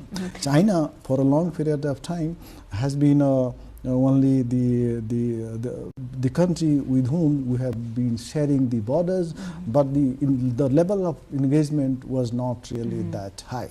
But of late, our engagement with China has also increased because a lot of students are studying in China. Chinese also have come up with investment in many areas. They have just moved beyond the traditional areas. Traditionally they have been doing the infrastructural work. Now they also wanted to work in other areas as well. So engagement with both the countries is increasing in recent years. Now, considering how it's collecting dust in shelves, do you think the EPG report has lost its significance, or was it never significant at all for the southern neighbor to receive it? I think it has already lost its significance, so it's not it's not that important today. People will not like it, this statement, because a lot of there are people who really wanted to. Who really wanted EPG to move ahead. So, as I said earlier, there is a trust deficit with regard to the EPG report as well. Some sort of unhappiness, I will say only that. I will only use that word. From which side? From the part of India. So, because the way we have dealt the report, I think there are some issues with that.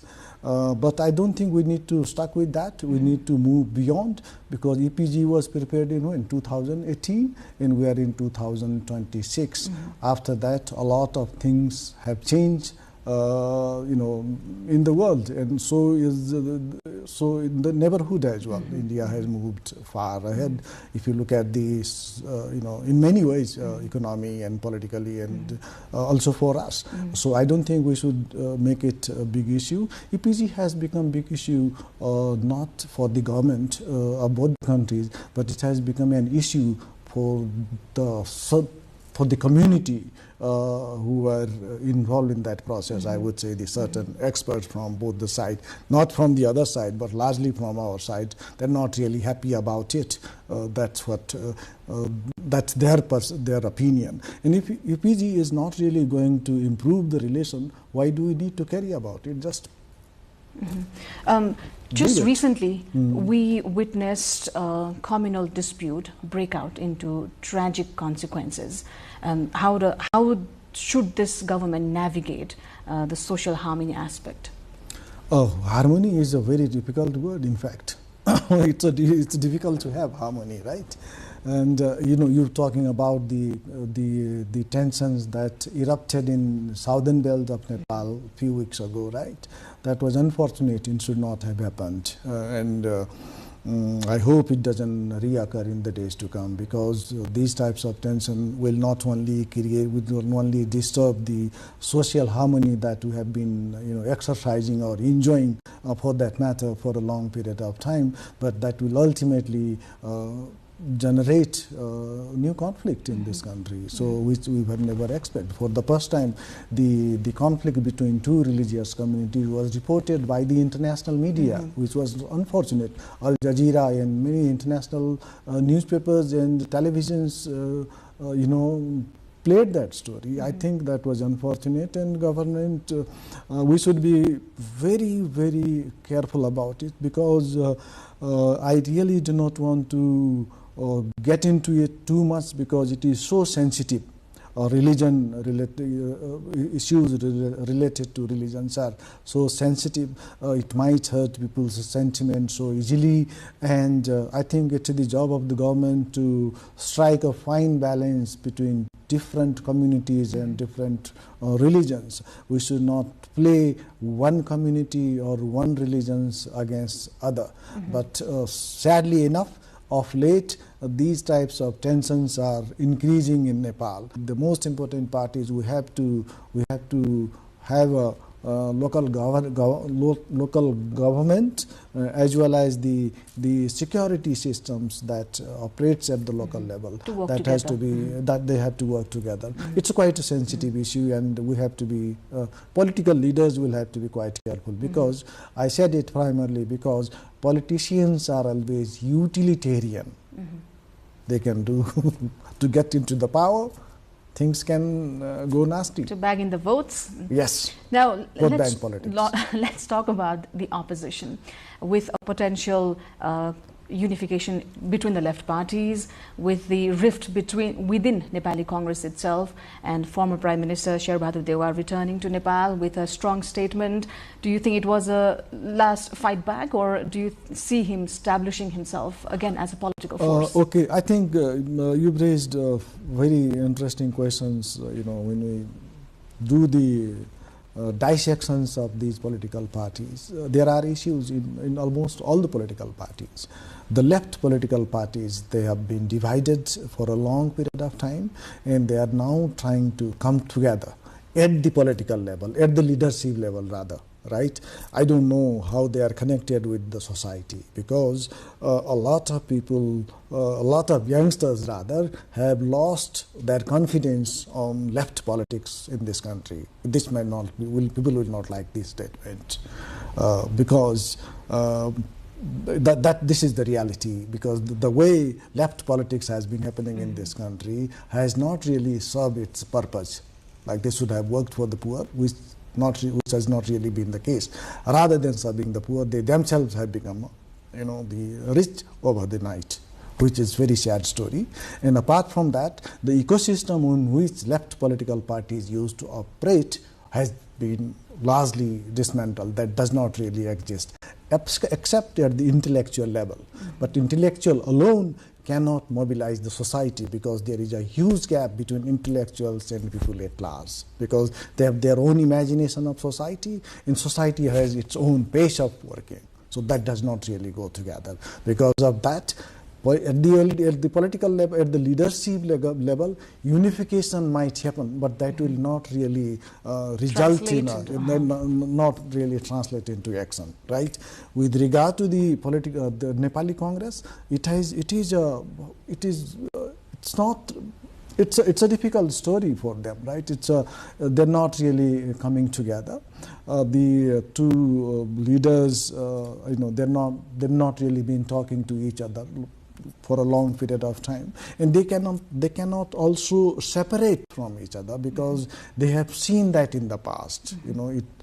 Congress divided was split in the past as well, and the consequences. When you say two leaders, is it Thapa and Dewa? It is Thapa and Dewa. I think if they speak, they can resolve the problems. I don't see much ideological problem there. Now, of course, Sher Bahadur Dewa said Nepal should be, he has made his opinion about dharma. I want to use the word dharma, not religion, for certain reasons. Like he has made that statement, but people people within his party, and of course the party of Gagan Thapa today, there are people who have got a similar opinion with regard to the dharma there, because a lot of people think that the way Nepal has been declared as a secular state was not really, it was not really followed the due process, because people's opinions were collected and they were not really then discussed and consulted later,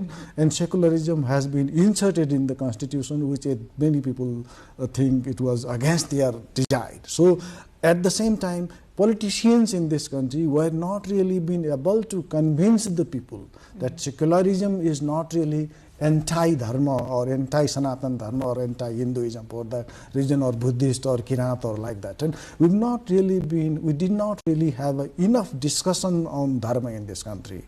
So that's why this issue is going to come up again and again. Not only Sher Bahadur Dewa, other leaders in the future will also come up with this issue. I think last year, if you remember, Gagan Thapa also gave the statement. He said the state cannot be a dharma nirapeksha or secular. That he is on record on that particular point. So the issues of dharma is not going to die out so easily, but there are problems now. Because when political leaders are trying to use dharma to get into the politics or religion to get into the power, is not really, that does not really come up with a positive impact. It is going to be very, very difficult now. So it should have been discussed. We should have talked all these issues 20 or some long time back when we were in the process of writing a constitution. So it's too late, and also it's the way political leaders are coming up with this statement. It's not about dharma per se, but it's rather they basically wanted to use it as a ladder to get into the power. Politics. That's my opinion. And in all of this, where do you see Rashtriya Prajatantra Party with their agenda? It's a smaller party, big issues. They're also divided. They are the, Rashtriya Prajatantra Party, if this is the party which keeps on, almost every year they keeps on splitting. So that they don't have agenda now, I would say. Of course, they talk about the restoring the constitutional monarchy as well as a Hindu state, but they don't really have neither they have got a strength nor they have a capacity to do that. That will simply remain as a political agenda or a slogan only. So I don't think that's really not going to make much difference. Of course, as I said, it will remain as an issue.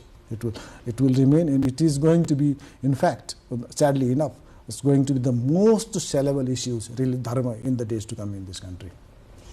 1 year from now, if we sit again for a talk, how do you see the RSP government performing? Do you think they will come out as a winner or failure? I think it will be good for them as well as for the country that they come as a winner, because we cannot really afford to have another movement in this country, or the type of movement that we witnessed last year when youngsters have had to lose their life. That we are not really in a position to have these types of movement, conflict in our society, in the days to come as well. So we should stop these things, and RSP should work in that direction, that they work as per the expectations of people and as per the promises which they have made during the electoral campaign and right after the Gen Z revolt as well. So if they, but the biggest problem with RSP is if the current, the tension between the party continues, I think I don't think it's really going to be on the right direction. So they have to resolve their internal issues, which are largely coming in media, the tension between two leaders, and as well as they should also, it's high time for them to talk to the people and come up with the policies which are really helpful for the country. That's what I would say, difficult to talk about. Thank you so much for your time. It was lovely having you on the show. Thank you, ma'am. Thank you very much for having me. And thank you, as always, for staying with us on the show. Until next time.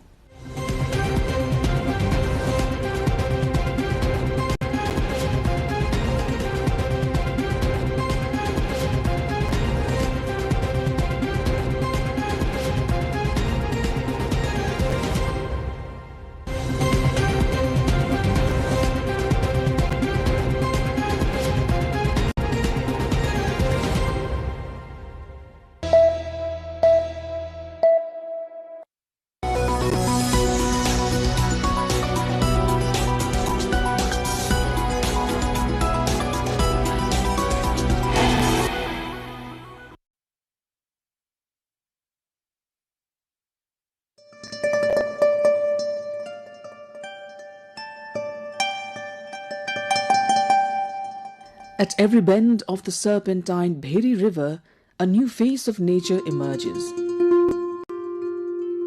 Each turn revealing a beauty so varied and mesmerizing that it moves the heart moment by moment. Traveling from Chinchu of Surkhet through Jare and Mehelkuna toward Gorbakot, the Bheri displays its quiet miracles. Over its crystal blue flow drifts the rustle and chirping of dozens of birds. The whisper of nearby trees merges with the vast blue sky, reflecting a harmony of natural splendor. Cutting through Chinchu, heading along the proud and scenic terrain of Gorbakot, our thoughts find themselves racing steadily along the Madan Bhandari highway toward Lake Besi in Surkhet. Our destination, the Raute settlement. We seek to observe closely the lifestyle of this indigenous group, long perceived as distant. We hope to feel a sense of closeness with a community rarely encountered, where the Raute, in their most authentic form, stand before us to share their stories.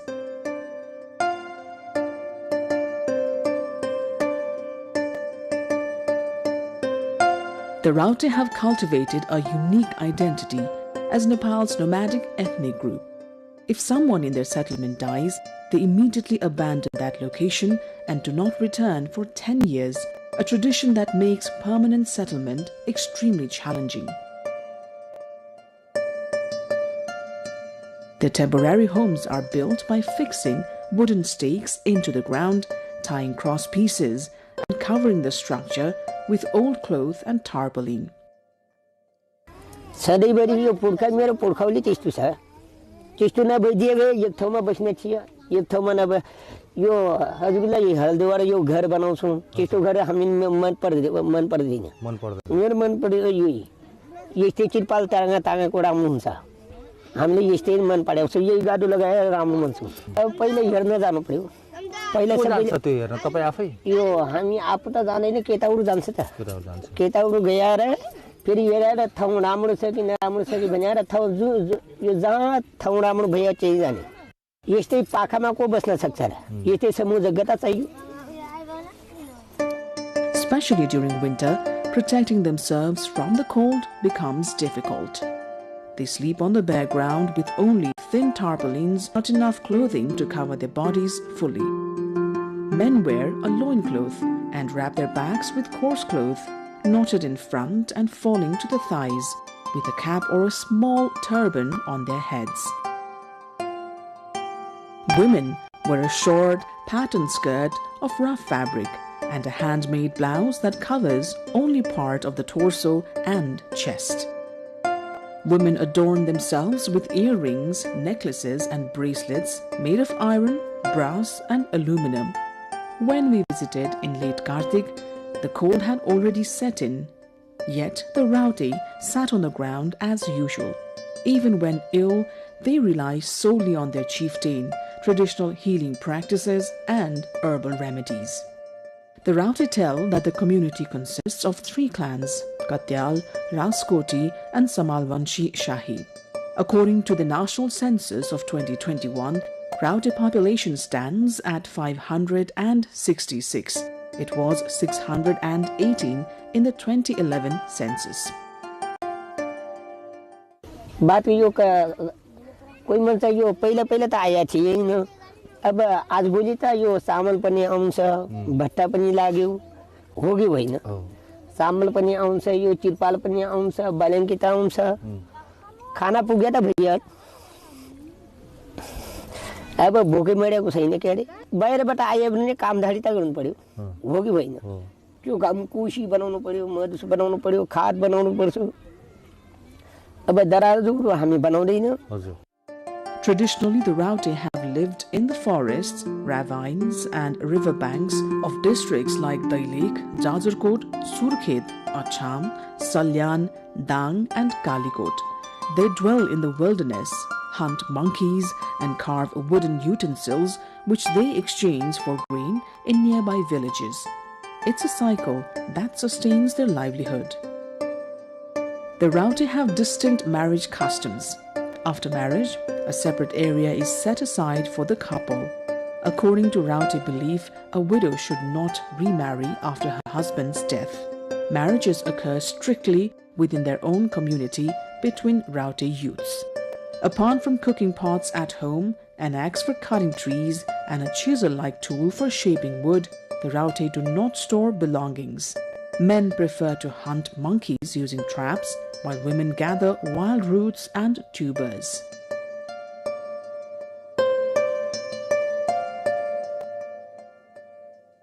With just an axe and chisel, they craft wooden utensils.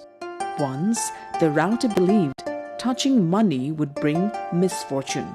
They also avoided speaking with outsiders. But today, they readily ask anyone for money, an indicator of the slow transformation in their lifestyle and consumption habits. 1000 रुपैयाँ हुन्छ 100 रुपैयाँ हुन्छ 500 हुन्छ 50 रुपैयाँ हुन्छ 20 रुपैयाँ हुन्छ 5 रुपैयाँ हुन्छ 10 रुपैयाँ हुन्छ आधा आमा दिने आधा आमा राखेको पैसा चाहिँ के गर्ने बाख्रा ल्याउने बाख्रा ल्याउने बाख्रा सल्ला नुन खुर्सानी तेल बिसार सबै ल्याउने मेरो नाम फुलमाया कति वर्षको भयो म 18 भयो अनि स्कुल जान्छ जाँदैन स्कुल त जान थियो पहिला त जान दिएन आज बोले पनि स्कुल जान दिन्न कसले मुखियाले किन नि मुखियाले नि पढ्न लेख्न दिन्न त किन होला त त्यस्तो खै के पो होला नि मुखियाले दिन्न नि पढ्न जान त मन त लाग्छ तर पढ्न दिन्न. In recent years, increasing dependence on alcohol has begun to create serious health issues within the community. कहीं न कहीं यो यहाँ जंगल में बसने बाजार हेर्न जाने बरु किस्टोडा आडा माइने मान्छेमा कसैले बजारको नसाइ हुन्छ त्यो नास हेर्न जाने कसैले यो मौसुक लाग्छ त्यस्तो मौसुक यो जंगलबाट मौसुक हेरे पनि झन् आउनु मान्छे यो मेरो परिवर्तन नगर्ने मान्छे परिवर्तन गरेको कहिले पनि राम्रो भन्दैन हामी मेरो पुर्खैबाट यो परिवर्तन नगरेको मान्छे परिवर्तन गरेको यो पैसा चाहिँ आँखाले पैसा चिनेटा भइहाल्यो. Nepal's constitution not only recognizes the equal existence, rights and dignity of all ethnic groups, but also ensures fair protection, upliftment, empowerment and development of marginalized and endangered communities. The state has pledged equal distribution of economic, social and cultural opportunities with special provisions for the protection and advancement of disadvantaged people within minority groups. Although the federal and provincial governments have introduced various programs for the Raute community in recent years, the lives of the Raute have yet to see the meaningful improvement envisioned.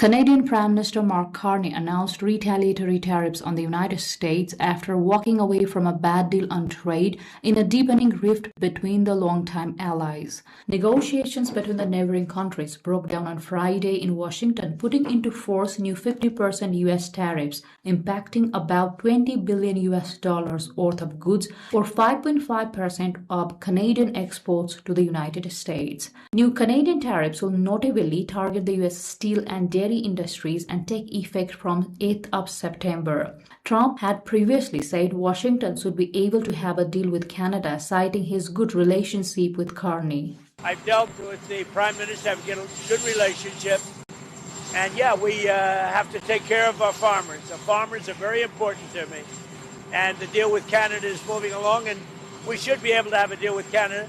We're also starting on a new deal with Mexico. A much better deal for the United States. I only make good deals.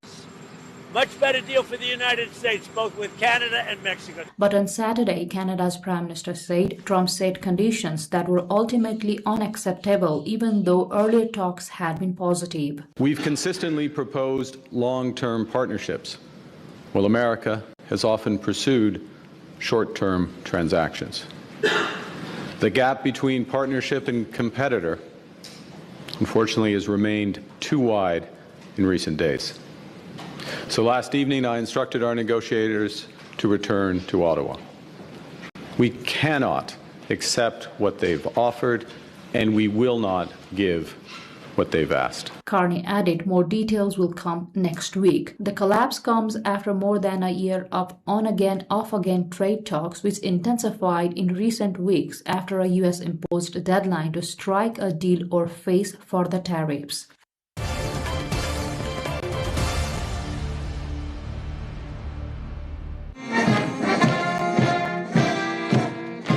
Ukraine marked National Flag Day in Kiev on Sunday, with President Volodymyr Zelensky and leaders from Nordic and Baltic countries attending ceremonies as the country prepared to celebrate its Independence Day. The blue and yellow Ukrainian flag was raised in the capital amid continuing war with Russia, which launched its full-scale invasion of Ukraine more than 4 years ago. Zelensky described the national flag as a symbol of strength, resilience, freedom, and the victory of life, highlighting its significance to Ukrainians during the prolonged conflict. Norwegian Prime Minister, who joined the commemoration, said the raising of the Ukrainian flag during wartime represented both resistance and hope. National Flag Day is observed in Ukraine on August 23rd, one day before the Independence Day. The annual events have taken on added significance during the war as Ukrainian officials and international partners use the occasion to reaffirm the country's sovereignty, independence, and national identity. The participation of Nordic and Baltic leaders also underscored their continued political support for Ukraine as it faces the ongoing Russian invasion.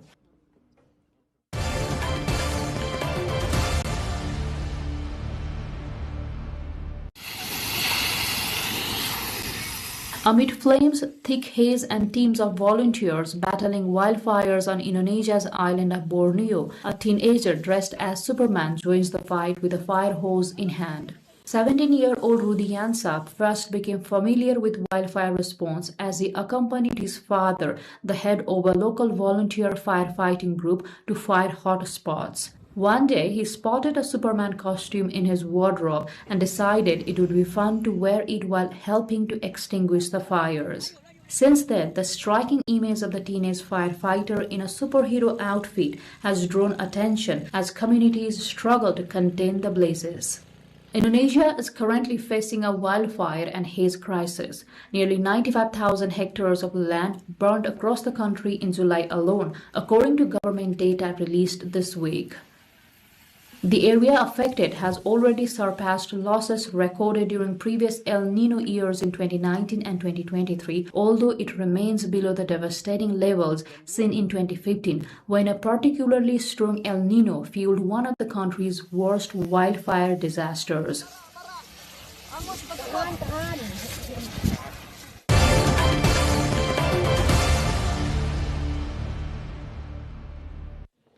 Johannes Vermeer's Girl with a Pearl Earring is on display in Japan for 5 weeks as its permanent home in the Netherlands undergoes renovation. The painting has been loaned by the Moritzhaus Museum to the Nakanoshima Museum of Art in Osaka, marking its first international trip in more than a decade. Moritzhaus director Martin Gosselink said Japan was selected because of the country's strong interest in the Dutch masterpiece and the large number of Japanese visitors to the museum each year. The exhibition opened Friday and runs through September 27, giving visitors an opportunity to see one of the world's best-known paintings outside the Netherlands.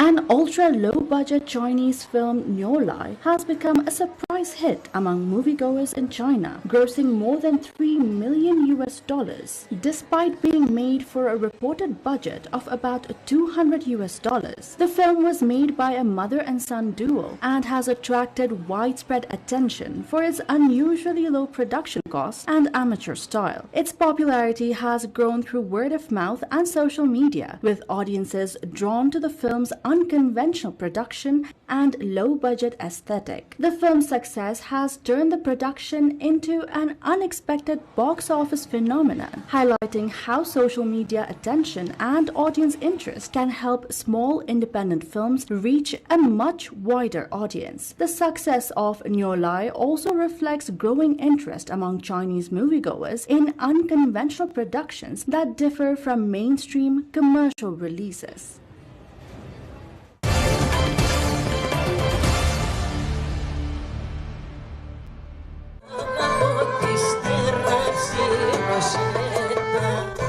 Hundreds of members of the Greek community return to the Turkish island of Gökçeada each August to mark the Feast of the Virgin Mary, reviving a long-standing religious and cultural tradition on an island that was once predominantly Greek. Gökçeada, known as Imbros in Greek, was home to a large Greek population before tensions between Greece and Turkey over the Cyprus conflict led to the departure of many residents from 1964 onward. Many former islanders moved to Athens and other parts of Greece, leaving behind homes, families, and communities. Decades later, former residents and their descendants are increasingly returning to Gökçeada for religious celebrations, family gatherings, and visits to their ancestral homes. The Feast of the Virgin Mary is one of the largest annual gatherings, bringing together hundreds of members of the Greek community from Greece and elsewhere. The annual return reflects the continuing ties between the Greek community and Gökçeada, despite the decades-long displacement that reshaped the island's population. For many former residents, the festival provides an opportunity to reconnect with their heritage, visit places associated with their families, and maintain traditions that survived after the community's mass departure.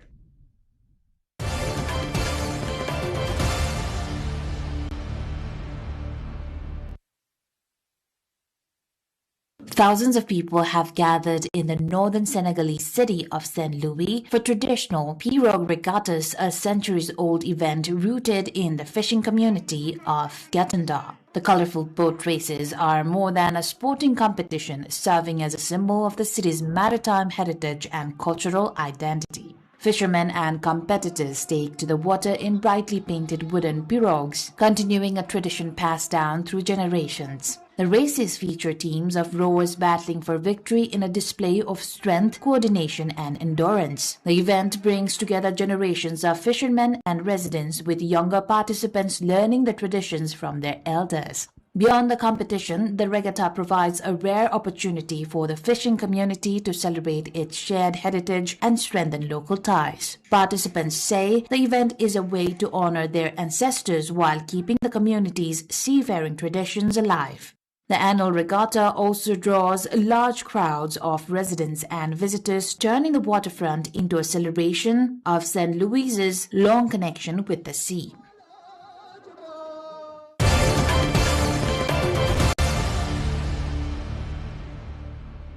The final Kumbal Perahera of the historic Isala Perahera festival in Sri Lanka's Kandy is currently parading the streets of the city, with the sacred relic casket being carried by Sinharaja Tusker of the Sri Dalada Maligawa.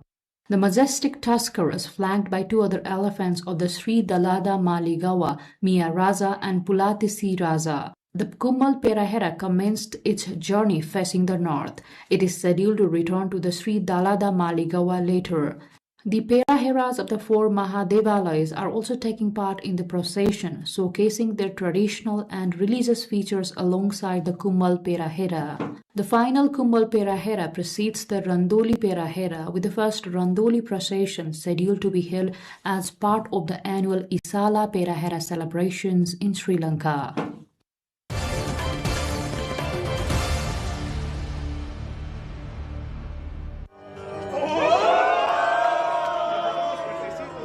Young Mexicans are taking part in a growing social media trend known as the Aura Battle, a competition in which participants use dance moves, poses, and meme-inspired gestures to demonstrate confidence and personality. The contest brings young people together to face off in short performances, with participants judged on their ability to project what organizers describe as aura, a combination of confidence, style, and presence. The trend has gained popularity among young people as social media platforms continue to turn online memes, gestures, and challenges into real-world events. 16-year-old Khaled Rosales Salazar won the latest competition, saying he focused on expressing himself rather than worrying about how others viewed him. For participants, the events offer a way to combine online culture with face-to-face competition, while giving young people a platform to express their individuality and confidence.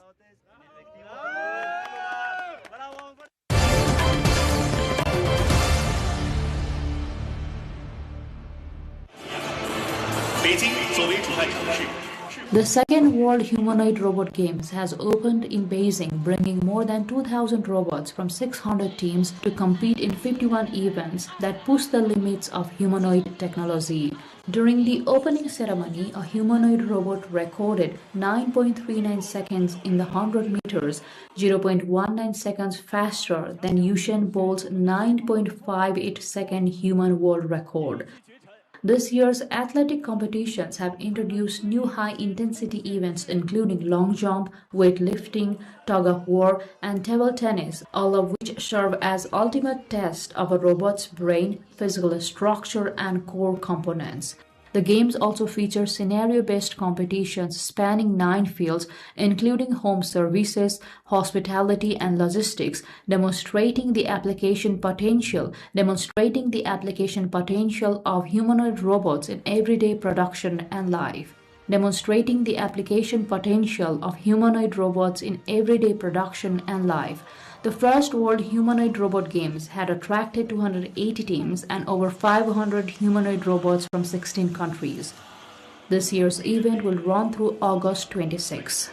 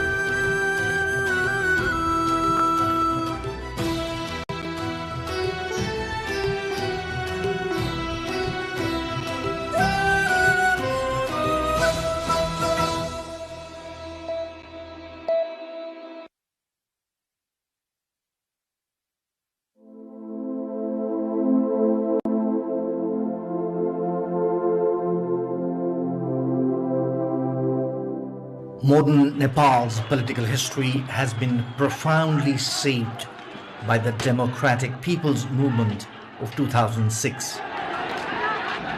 The popular movement holds historic significance as it was arguably the harbinger of Nepal's most advanced political perspectives and constitutional concepts.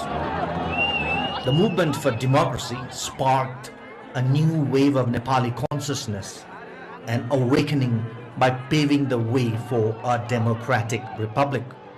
Numerous democratic movements in the past could hardly bring the expected results due to multiple reasons. For centuries, Nepali society suffocated under the shadow of feudal traditions. Deep-rooted caste, class, and social discrimination kept the nation in a backward state. Neither were efforts made to improve the living standards of common people by elevating the economy of the country. Whether 200 years ago or more recently, ruling elites prioritized maintaining their grip on power over the concerns of common people. So was the level of political consciousness among the general public. Politics remained the domain of rulers, not the people. Genuine public participation in national politics began only after 1951, when the idea of a republican system first emerged in Nepal. The 1951 revolution played a decisive role in freeing Nepal from the despotic Rana regime. For the first time, elected representatives entered governance, introducing direct public concerns into the state system, albeit minimally. Yet, the nation did not prosper as expected. The monarchy resisted constitutional reforms, and people's aspirations remained sidelined. In 1959, under immense public pressure, Nepal held its first general election, beginning the tradition of elected leadership.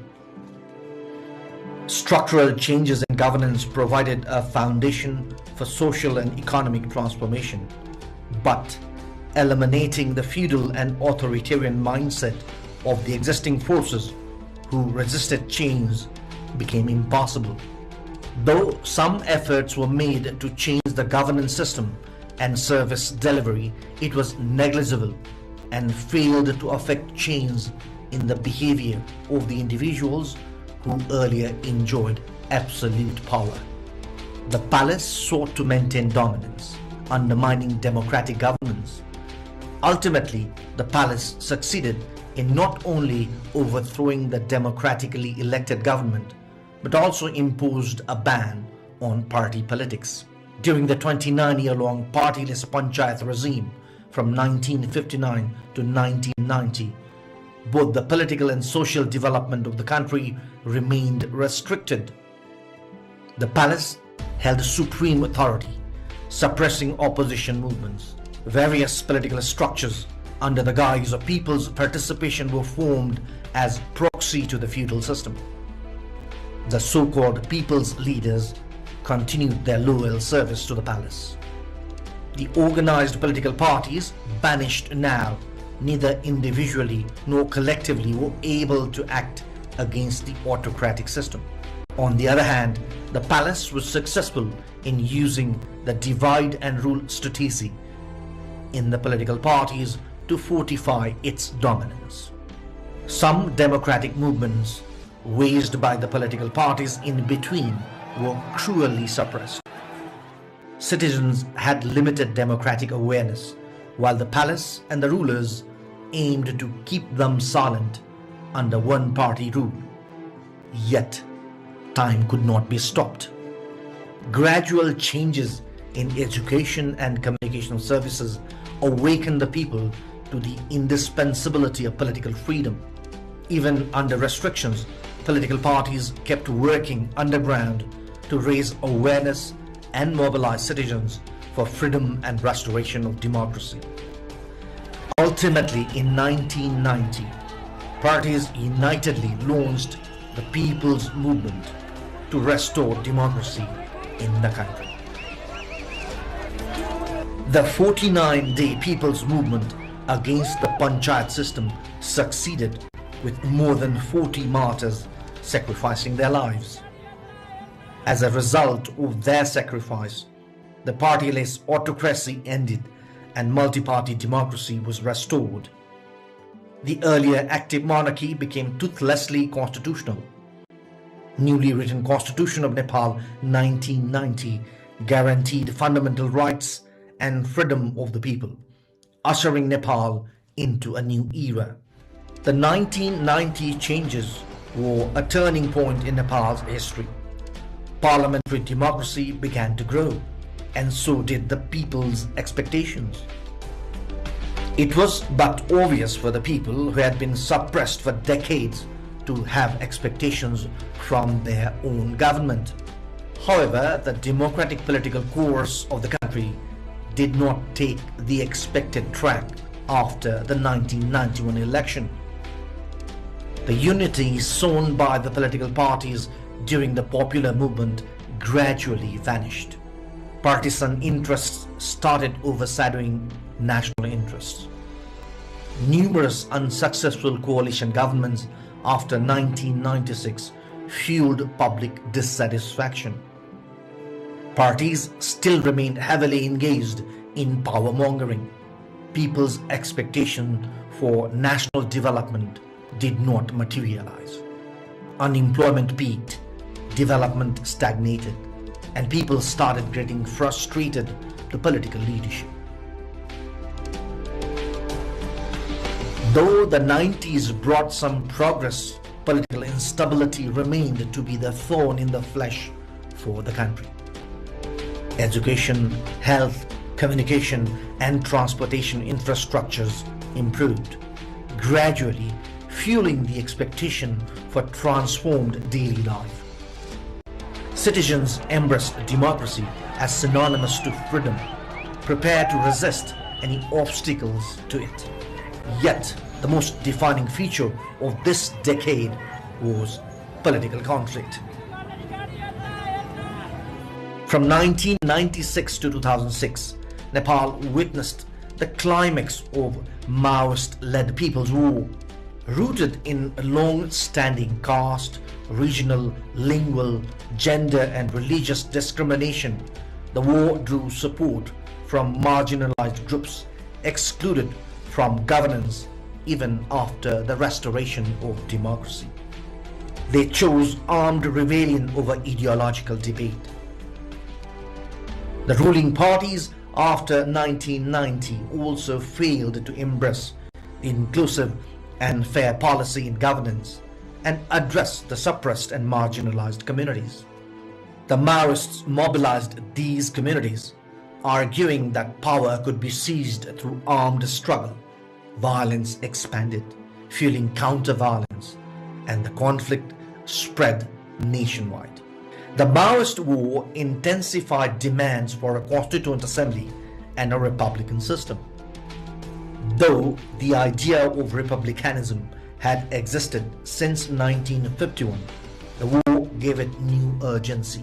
Maoist war was a whirlwind in time, with sparks of revolutionary political, economic, and social ideologies. Ultimately, the conflict pushed Nepal towards a republican state structure, reshaping the nation's political destiny. However, the protests championed by the political parties, culminating with the Maoist war, contributed to the establishment of Federal Democratic Republic Nepal. In the course of Nepal's political development, the People's Movement of 2006 established an unprecedented historical milestone. Several political events leading up to this movement remain memorable. They generated deep public disillusionment towards monarchy and ultimately led to the permanent abolition of the royal institution. Foremost among these causes was the rule of King Gyanendra. After the tragic royal massacre in which the then widely popular King Birendra and his family were killed, Gyanendra Shah ascended the throne. However, he was unwilling to remain within the constitutional parameters defined by the constitution of the Kingdom of Nepal. He longed for active monarchy. In October 2002, King Gyanendra dismissed the people-elected government and began repeatedly forming and dissolving governments at his own discretion. In 2005, he took even more authoritarian step. This move, which effectively sidelined the major political parties, was widely condemned. The king's actions also drew strong criticism from the international community. Despite this, the king continued issuing anti-democratic directives. It became increasingly difficult for the major political parties to function within the constitutional framework as defined by the king. Fundamentally, the king's actions were against democracy and civil liberties. His authoritarian measures reduced ideological differences among the political parties and inspired them to establish a strong unity. King Gyanendra's unpopularity continued to rise. This made it easier for the nationwide people's movement against autocratic monarchy in 2006 to succeed.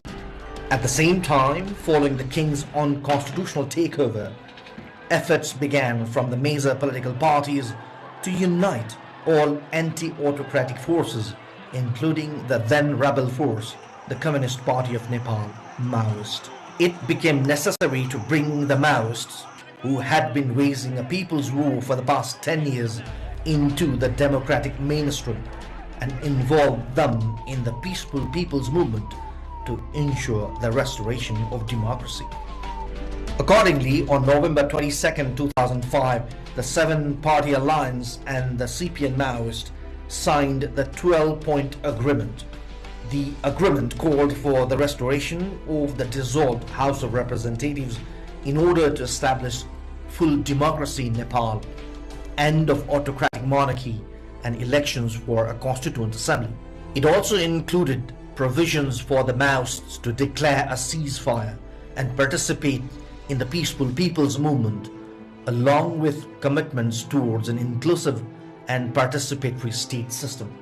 Following the 12-point agreement, all national forces opposed to authoritarianism united behind the People's Movement of 2006.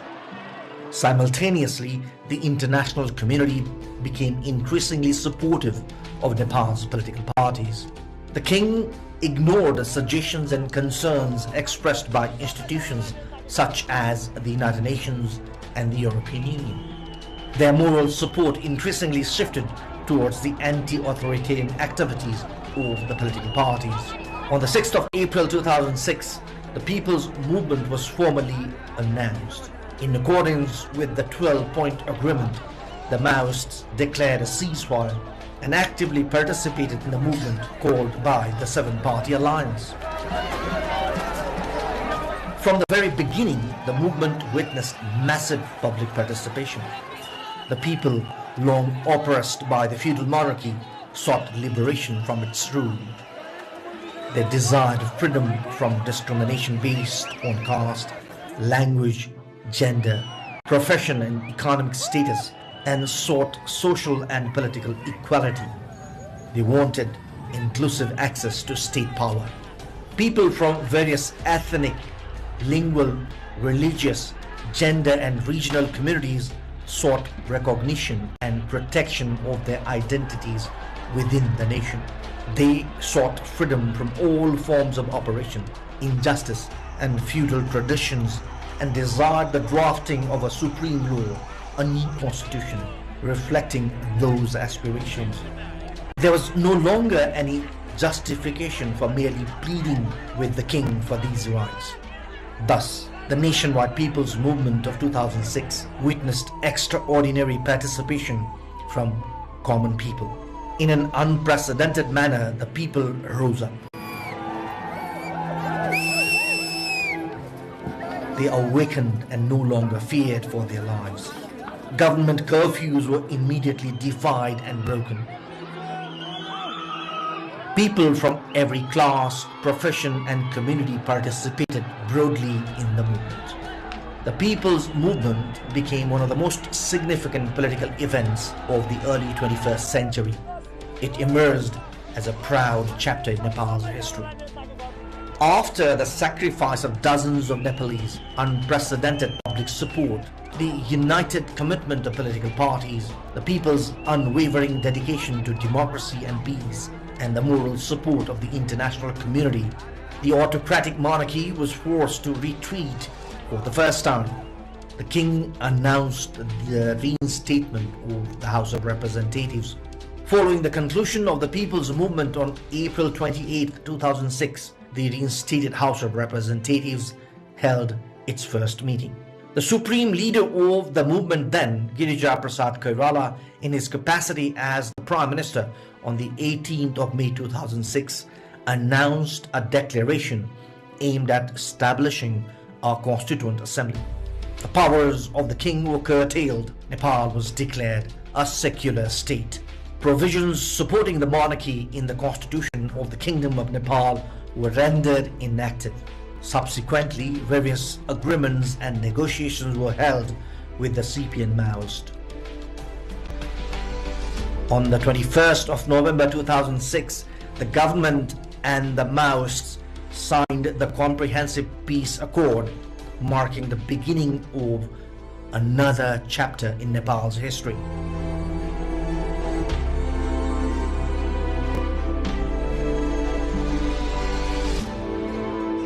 This victory represented the triumph of the Nepali people's long struggle for a modern Nepal and the defeat of all reactionary forces and ideologies that had sought to keep the nation trapped in backwardness. A formal and permanent ceasefire was declared. आज एउटा नयाँ इतिहासको सुरुवात भएको छ। नेपालले नयाँ युगमा प्रवेश गरेको छ। यो शान्तिको ढोका खुलेको छ र नयाँ युगमा नेपाल प्रवेश गर्दैछ। यस अवस्थामा हामीहरू सम्पूर्ण नेपालीले नयाँ नेपालको निर्माणमा सहभागी भएर हामीहरू अगाडि जान सक्नुपर्छ। यो सामान्यतः 238 वर्षदेखि र विशेष रूपमा 7 साल वरिपरिबाट सुरु भएको आधुनिक नेपाल निर्माणको नेपाली जनताको चाहना, नेपाली जनताको पहलकदमीको विजय हो र नेपाललाई सधैँ एउटा पुरातन पिछडिएको स्थितिमा राख्न चाहने तमाम प्रतिगामी तत्त्व र विचारको पराजयको दिन पनि हो। Responsibility for the management of Maoist combatants and their weapons was entrusted to the United Nations. The reinstated House of Representatives drafted an interim constitution, thereby replacing the constitution of 1990. As required, amendments to the interim constitution continued, and the formal dissolution of the House of Representatives and the beginning of the legislative parliament were announced. From that day onwards, CPN Maoist formally entered the legislature parliament. A joint government, including the Maoists, was subsequently formed. However, the journey towards a full, inclusive and democratic system still required continued struggle and sacrifice.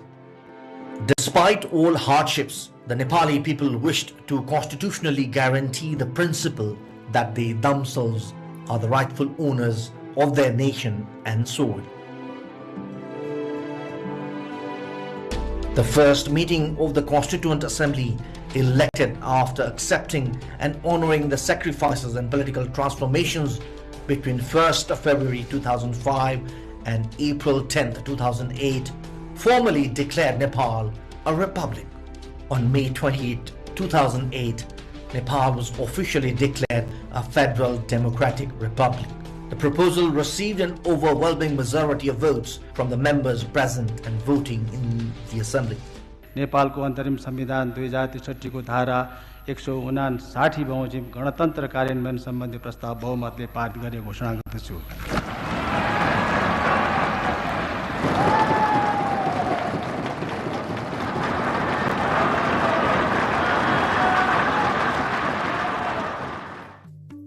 This historic declaration of the Republic remains and will continue to remain one of the greatest achievements in Nepal's history.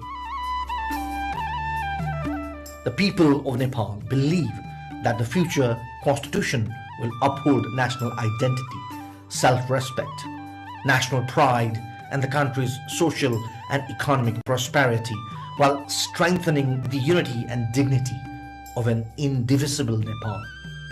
Today's Nepal is a federal democratic republic of Nepal.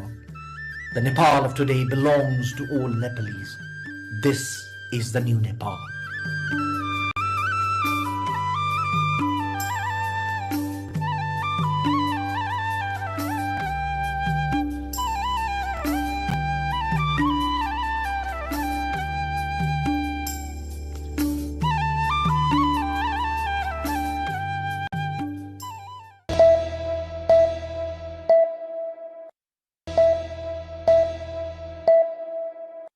Votekosi and Trisuli river rafting. Rafting has lately been gaining popularity among tourists. The adventure sports, which previously was popular only among foreigners, is now drawing the local tourists as well. Trisuli and Votekosi rivers that are close to Kathmandu are two popular destinations for rafting in Bagmati province. Let us first explore Votekosi. Whitewater rafting at Votekosi river is included among the 10 best adventure destinations for rafting in the world. Votekosi, which is well facilitated with food and accommodation, can be a great destination for rafting and other adventure sports.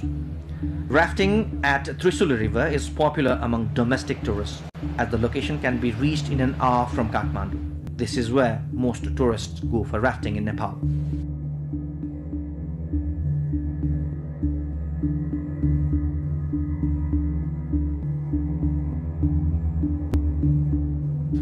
Rafting packages of Votekosi and Trisuli are appropriate for those who want to spend some good time for a few days.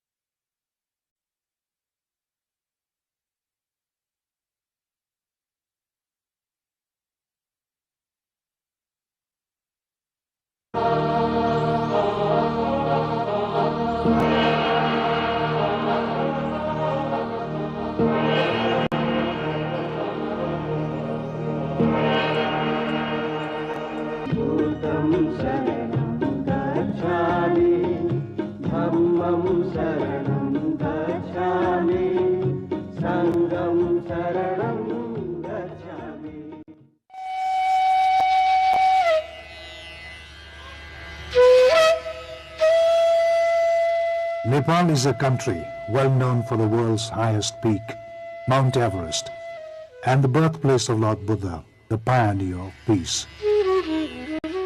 This is a country equally graced by the beauty of natural scenery and cultural riches. Unity in diversity, immense tolerance, and confluence of coexistence, Nepal is a country of its own uniqueness.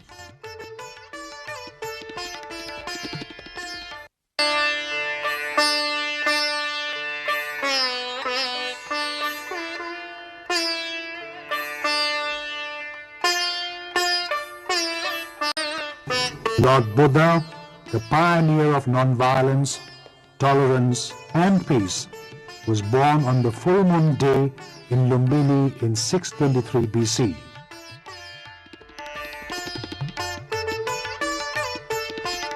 Peace, compassion, mercy, tolerance and salvation are the perennial paths of Buddhism that lead or have been leading mankind to complete freedom and welfare of all humankind. Lord Buddha taught the world to engage more on spiritual contemplation following those paths. Buddhism has indeed become a new way to most sought peace and prosperity. Thus, Lumbini has been growing into a sacred destination not only for Buddhists but also for peace lovers and spiritual practitioners.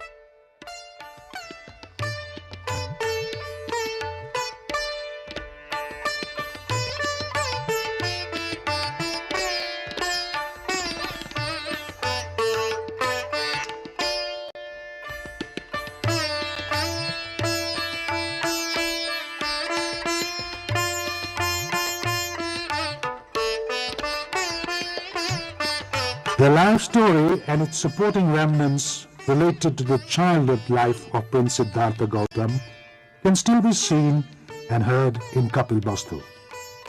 The sacred historical bits and pieces attached to King Suddhodana, the father of Lord Buddha, which are of archaeological significance, will speak of Kapilvastu as an open museum. The remnant of eastern gate of the compound of King Suddhodana's palace was the main gate to the premises. You can witness here the entrance gates in all four directions, and indeed countless remains lying on your left and right, and back and front, bearing historical significance. In ancient time, the area was even known as Kapilvastu as today it is, but later the place was also called Pilalakot.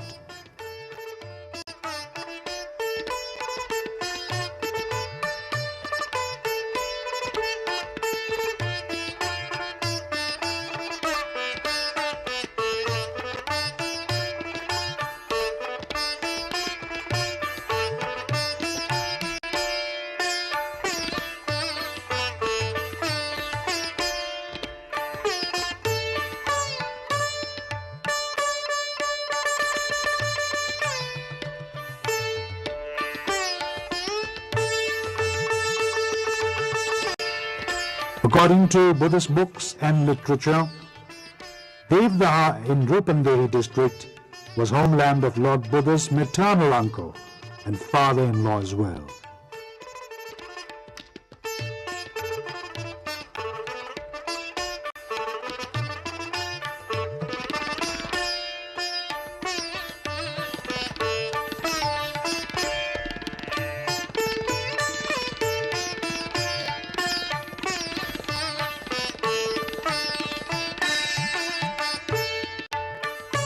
The bricks used to build homes are still lying plenty scattered there, and to your wonder, some bricks even weigh 12 kilograms.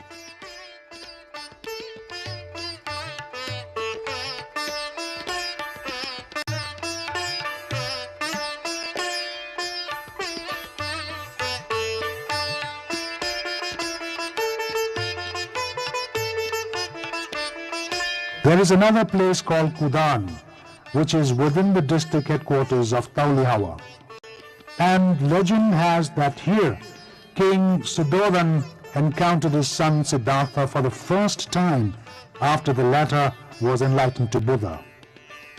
This place was also called Nigrodhara, which is now surrounded by the remnants of stupas. Similarly, this was the very place where Buddha's stepmother, Gautami Prajapati, handed monk's dress over to Lord Buddha.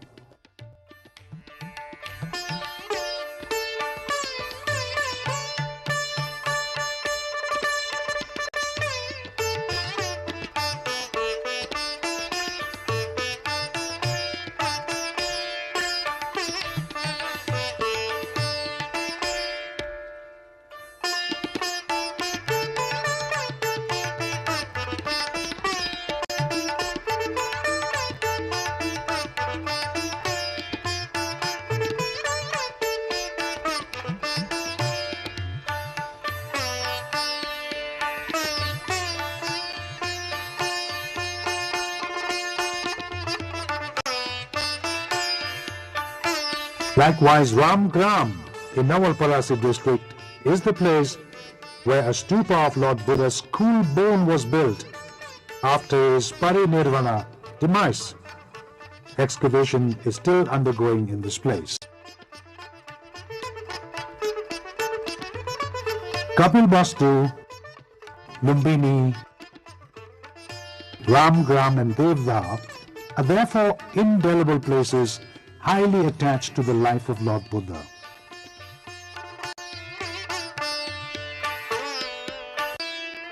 Kapilvastu was the kingdom of Sakya, Lord Buddha's clan, whereas Ramgram and Devdaha were of Koliyas.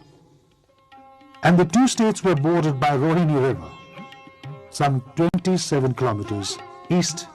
To Kapilvastu was Lumbini, which was at that time densely cocooned by sal and ashok trees, and was popularly known as Sacred Garden.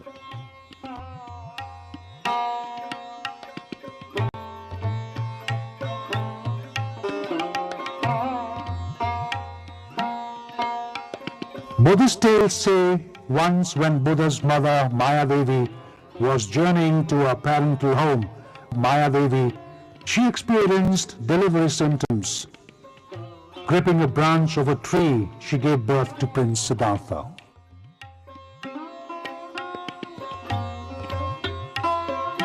According to some old Buddhist literature, the birth of Prince Siddhartha bore several symptoms and well indicated that the newborn baby was not a common birth, but a birth of a dignified, spiritual, and an incarnate. Legend has that the newborn baby walked 7 steps far immediately after it was off mother's womb. Moreover, the new baby uttered the following revelations: I would be the first among the mortals to go beyond passing through this worldly web. This is my last birth. Rebirth never happens with me again.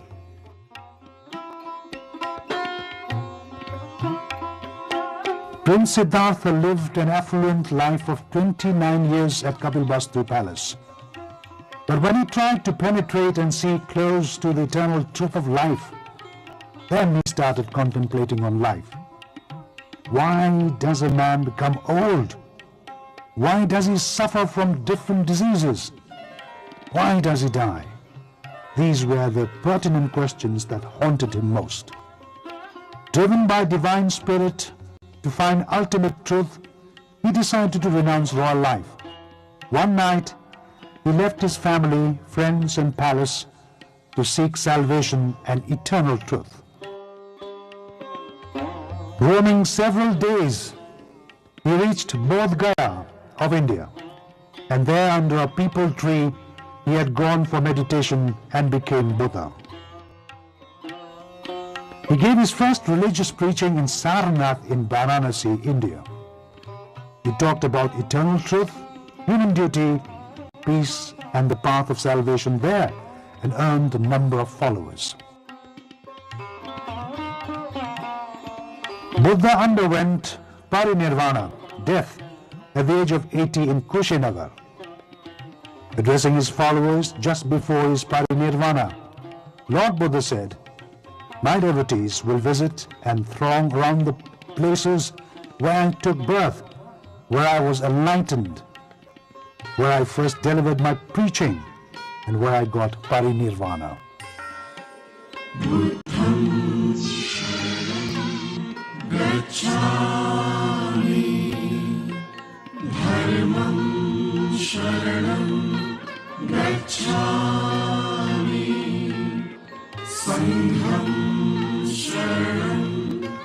So, Lumbini, saturated by Lord Buddha's peace-loaded messages for over ages, has been the most sacred religious sites for many, if not only for Buddhists. Today, the Buddhists and the followers of Buddhism and peace lovers of the world over visit Lumbini to pay homage to Lord Buddha and feel and get familiar to his brainchild, peace.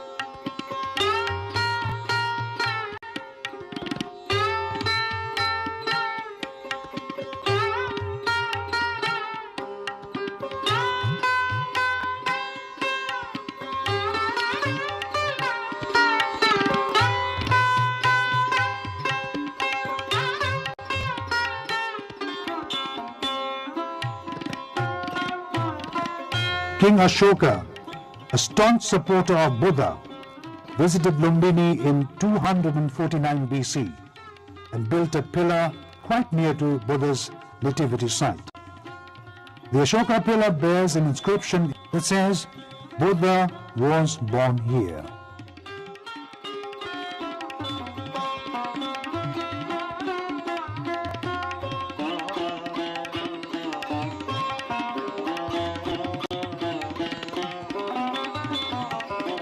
Lumbini is not only an attractive tourism hub today, but it's also a live state of historical and archaeological significance.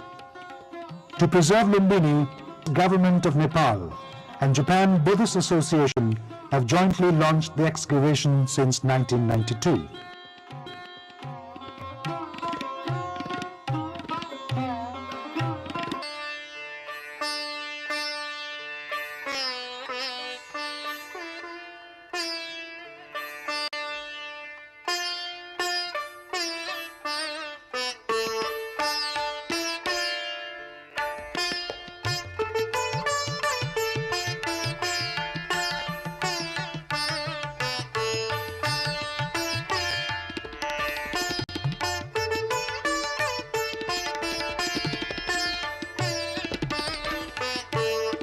Lumbini had undergone negligence of both government and non-government entities for centuries.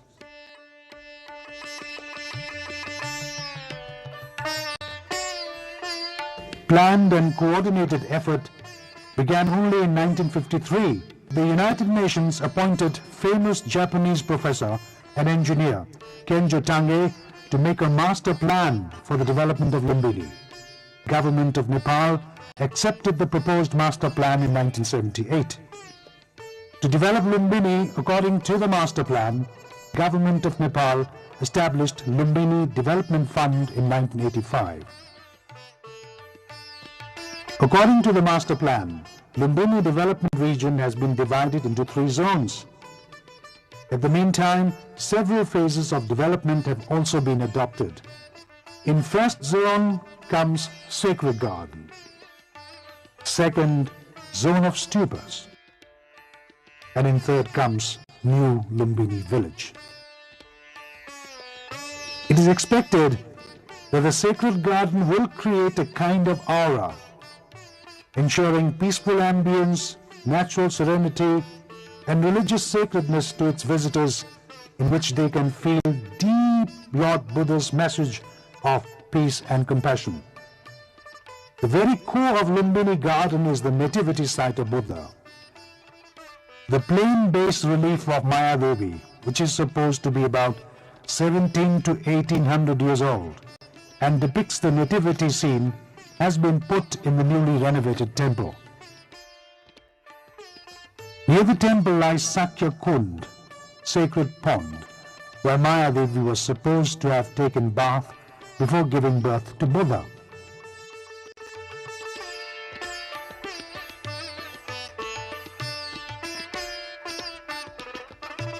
Zone of Stupas is another important feature of Lumbini Master Plan, within which territory countries, international associations, and devotees of world over can build stupas of their own in dedication to Lord Buddha.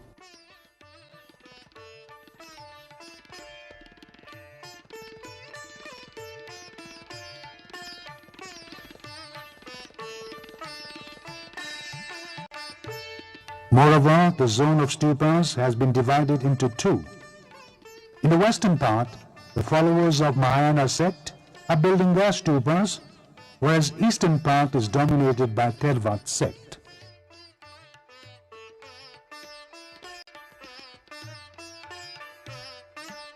This zone of stupas has 41 geographic subdivisions in which various countries, organizations, and devotees have been building chortains, monasteries and stupas respectively.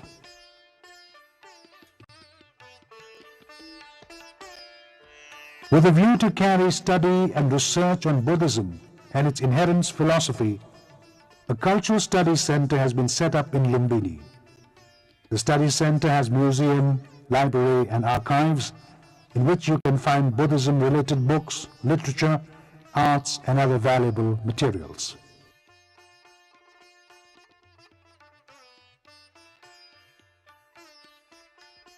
Similarly, Lumbini International Research Center has been set up which provides materials and other needed support to researchers of other religion, philosophy, and culture.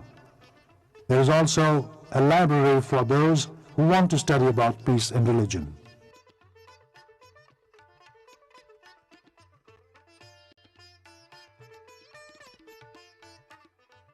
Another major attraction of Lumbini is its eternal flame, which is placed in Shanti Kunj Peace Arbor.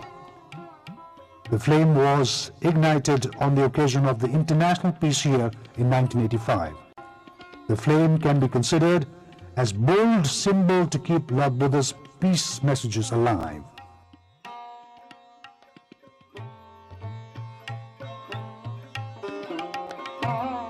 Lumbini village is the exterior part of Lumbini Master Plan, where various facilities of lodging and fooding for the visitors are catered in depending on their capacities. There are a number of cheap and affordable rest houses to moderate ones and luxury hotels laced by all modern amenities.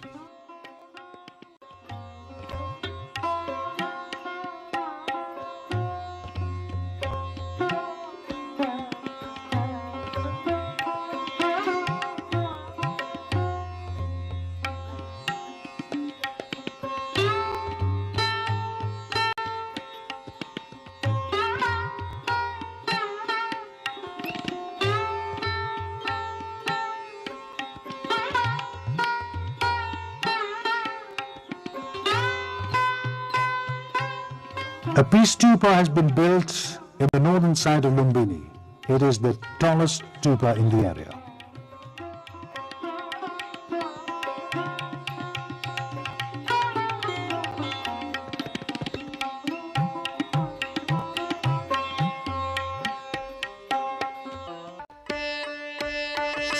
The story of the greatness of Lord Buddha's birthplace, Lumbini, is not an imagined story of a next world.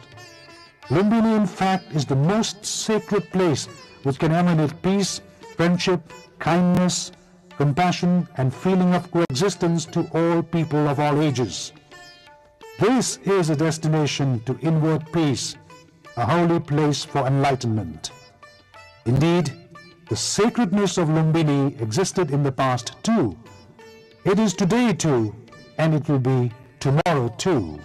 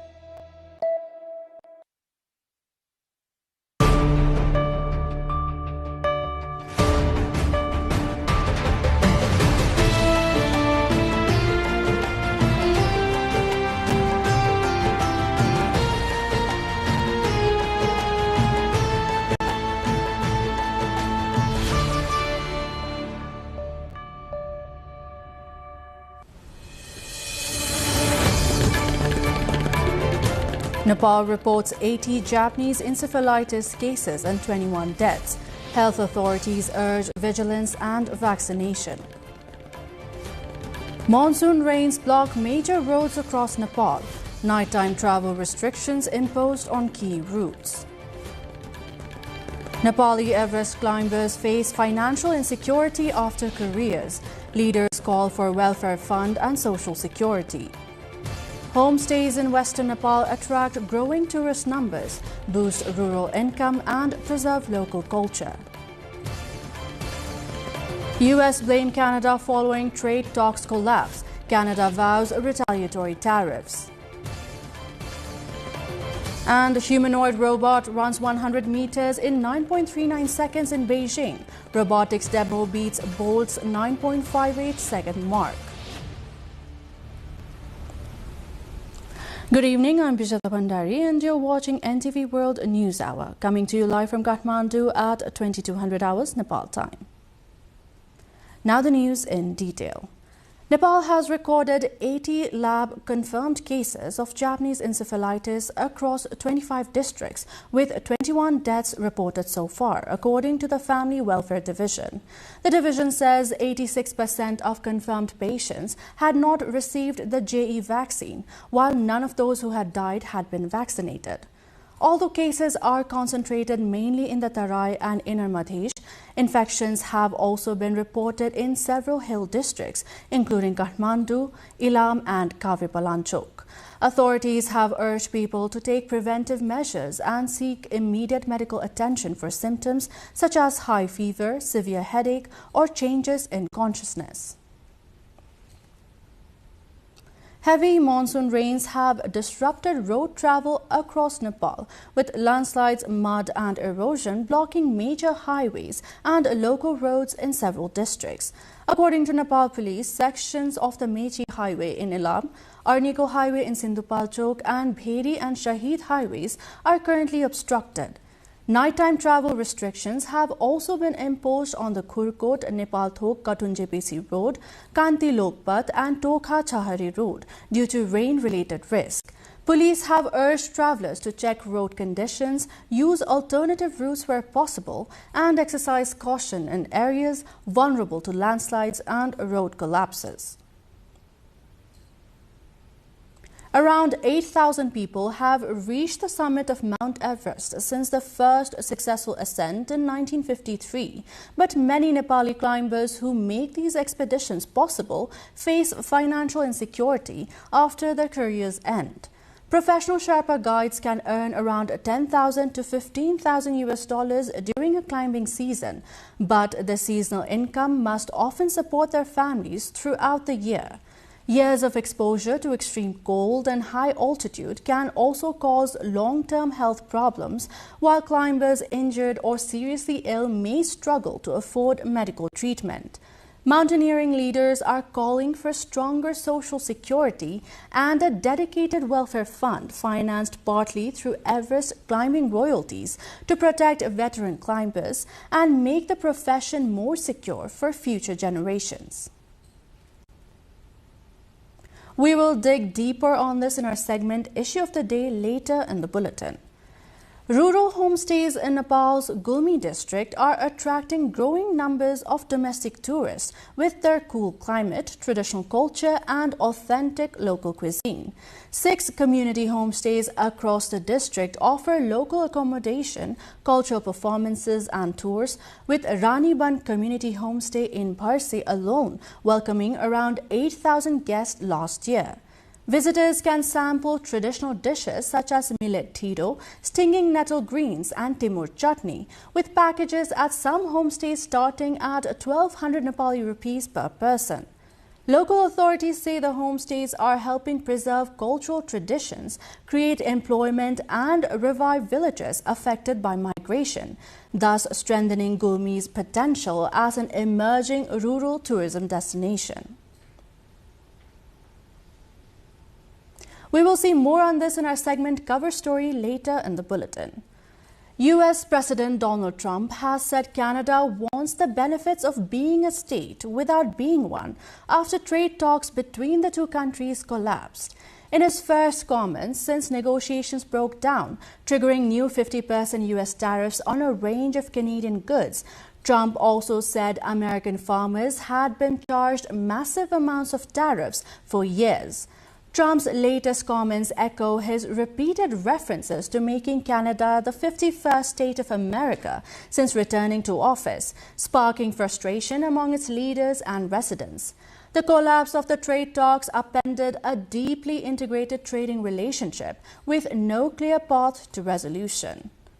Meanwhile, Canadian Prime Minister Mark Carney said Canada would impose retaliatory tariffs on the United States after rejecting what he described as a bad deal on trade.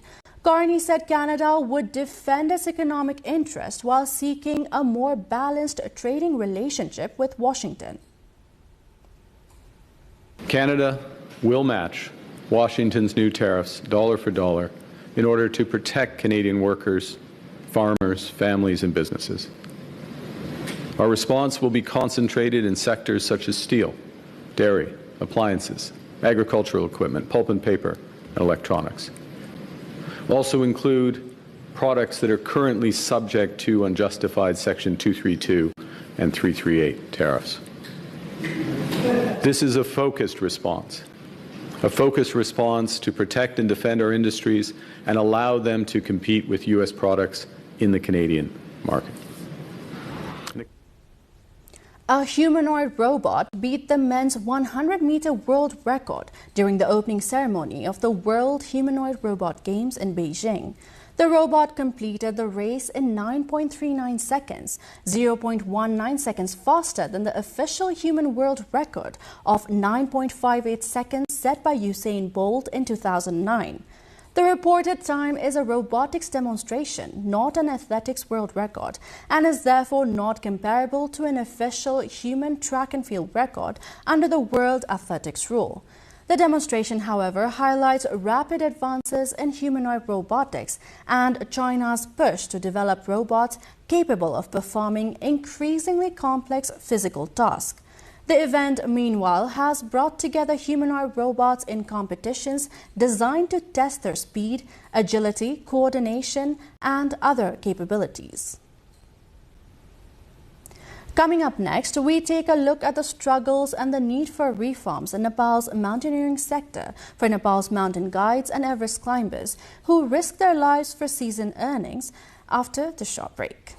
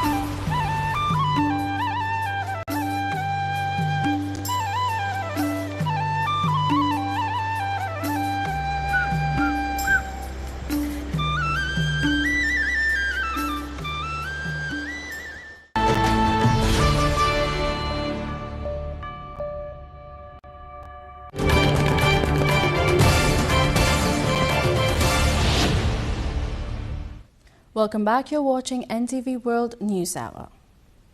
And now on to our issue of the day segment. Nepal's mountaineering sector is calling for reforms to the country's Tourism Act to better protect the rights, safety and welfare of Everest climbers and mountain guides. Speaking at the 25th anniversary of the Everest Summiters Association ESA, lawmakers and mountaineering leaders said the existing law must be updated to reflect the changing needs of the industry and ensure climbers receive proper recognition and social security. Association President Maya Sherpa called for effective government policies and a dedicated welfare fund for climbers and guides, while Nepal Mountaineering Association President full-fledged Sherpa said the country's development is closely linked to mountain tourism. The event also honored record-breaking Everest climbers and others who have contributed to mountaineering and tourism, and marked the release of a silver souvenir commemorating the association's 25th anniversary.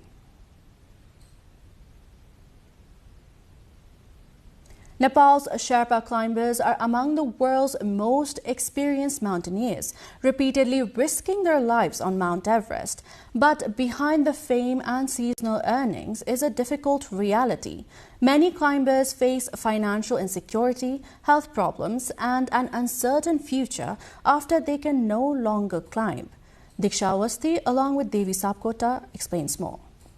Since 1953, around 8,000 people have reached the summit of Mount Everest, the world's highest peak, with Nepali and foreign climbers accounting for roughly half each. For professional Sherpa guides, Everest is not only a symbol of Nepal's identity and tourism industry, it is also a livelihood. Experienced guides may climb Everest 5 to 15 times during their careers, while some record holders have reached the summit many more times. A climber can earn around $10,000 to $15,000 during a season, but with climbing work available for only a few months each year, that income must often support families throughout the year, leaving many climbers financially vulnerable. The physical cost can also be severe. Years of working at extreme altitude and in freezing conditions can lead to joint problems, asthma, and other health complications. Serious accidents and illnesses can leave climbers struggling to cover expensive medical treatment. Existing government welfare and emergency funds provide some support, but climbing sector representatives say they remain insufficient to secure climbers' long-term future. Some experienced climbers are even forced to seek work abroad after leaving the profession because Nepal lacks adequate pension, social security, and regular employment opportunities for their skills. Everest Summiters Association ESA President Maya Sherpa says new government policies and legal provisions are needed to address the problem. हिमालमा guide गर्ने टाइममा enough कमाएको होला नि त्यो भविष्यको लागि फ्युचरको लागि पुग्ला तर धेरै जस्तो आरोहीहरूलाई त त्यो पर्याप्त हुँदैन हैन त्यसको लागि चाहिँ हाम्रो राज्य स्तरबाट के गर्न सकिन्छ हाम्रो नेपाली जुन आरोहीहरू रिटायरमेन्ट आरोहीहरूलाई चाहिँ कसरी चाहिँ यो आरोहण स्टप गरिसकेपछि नेपालमै बस्ने वातावरण कसरी बनाउन सकिन्छ भनेर चाहिँ हामीले त्यसको बारेमा सोच्नु पर्ने जस्तो लाग्छ र त्यसको चाहिँ Record-breaking Everest climber and Member of Parliament Mingma Gyabu Sherpa, David says efforts are underway to make mountaineering more systematic through policy. हामीले निष्पक्ष रूपमा हाम्रो नेपालको पर्यटन र सम्भावना नेपाली पर्वतारोहीलाई नेपालमा बस्ने खालको र नेपालमै अवसर देख्ने खालको माध्यममा हामी त्यो अगाडि एकजुट भएर बढिएन भने हाम्रो पर्यटन क्षेत्र विशेष गरेर आरोही क्षेत्र बुढामराको साथ भन्नुपर्छ थुप्रै आरोहीहरू आज हामी इभन यही इभेन्टमा पनि देखेनौँ थुप्रै आरोहीहरू सम्मानित हुन लायक आरोहीहरू र आरोही गरिसकेका थुप्रै चर्चित आरोहीहरू आज देशभन्दा बाहिर बस्न बाध्यात्मक Experts have proposed allocating a portion of mountaineering royalties directly to a welfare fund for mountaineers, while also creating opportunities for experienced climbers in tourism promotion, adventure tourism, mountain rescue and training. For Nepal, the challenge is therefore not only getting climbers safely to the summit, but also ensuring those who built their lives around Everest can also enjoy financial security and dignity after they come down.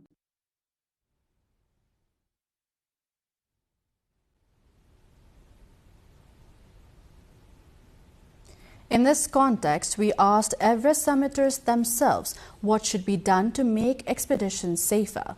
Let's hear what they have to say in today's Public Pulse. फर्स्टमा त mentally अनि physically अनि हामी as a Nepali क्लाइम्बरहरूको कन्टेस्टमा चाहिँ कुरा गर्दाखेरि चाहिँ एउटा फाइनेन्सियली पनि नम्बर 1 मै आउँछ। सो यो सबै कुराहरू भयो भने अनि ट्रेनिङ त गर्नै पर्यो। ट्रेनिङ चाहिँ हाम्रो फिजिकल मेन्टल ट्रेनिङ मात्र नभएका नि हामीले माथि चढ्दाखेरिको त्यो माथि इक्विपमेन्टहरू के युज हुन्छ त्यसको ट्रेनिङ पनि गर्नु पर्यो। यो सबै कुरा भयो भने चाहिँ हामीले राम्रैसँग चढ्न सक्छौँ। सबैजना चाहिँ जानुभन्दा पहिला एउटा बेसिक न्यूनतम तालिमहरू लिएर चाहिँ जानुपर्छ भन्ने चाहिँ मेरो चाहिँ आह्वान हो। सरकारले पनि जुन 7000 मिटरको हिमालहरू चढेपछि मात्र सगरमाथा चढ्नुपर्छ भन्दाखेरि त्यसले पनि एउटा सुरक्षित महसुस हुन्छ। अनि अर्को कुरो अब हामी एउटा व्यवसायीहरूले त अब कस्तो नि नेपालको लगभग 3-4वटा चाहिँ 6000 मिटरको चढेपछि वा 7000 चढेपछि स्टेप बाई स्टेप जानु पायो भने चाहिँ अलिकति सुरक्षित हुन्छ कि सेफ हुनुको लागि सेफ्टी फर्स्ट हुनु पर्यो। त्यसको लागि चाहिँ अब माउन्टेनमा चाहिँ मेन चाहिँ बेसिक ट्रेनिङहरू चाहिँ हुनु पर्यो। मेन चाहिँ अब यहाँ आउनुको लागि मेन सेफ्टी फर्स्ट नै ट्रेनिङहरू लिएर आयो भने चाहिँ राम्रो हो जस्तो लाग्छ मलाई। पहिले अब 1996 तिर हजुरले सुन्नै भएको छ। त्योभन्दा अगाडि चाहिँ धेरै मान्छे घटनाहरू हुनेहरू पनि अब त्यो तालिम नभइरहे हो। आफ्नो तयारीको कुराहरू आफ्नो गियरहरू अपडेटको कुराहरू त्यो त अब सबैले कुनै पनि हिसाबमा त्यसमा रिस्क लिने कुरा नै भएन। त्यो कुरा एकदमै ध्यान दिनुपर्छ जस्तो लाग्छ मलाई। सुरक्षित हुनलाई चाहिँ अलिकति सरकारी निकायले पनि त्यो बेस क्याम्पहरूको व्यवस्थापनका कुराहरू अनि अलिकति तालिम अगाडि नै ट्रेनिङहरू लिने कुराहरू यी कुराहरूलाई चाहिँ बढी प्रायोरिटी दिनुपर्छ।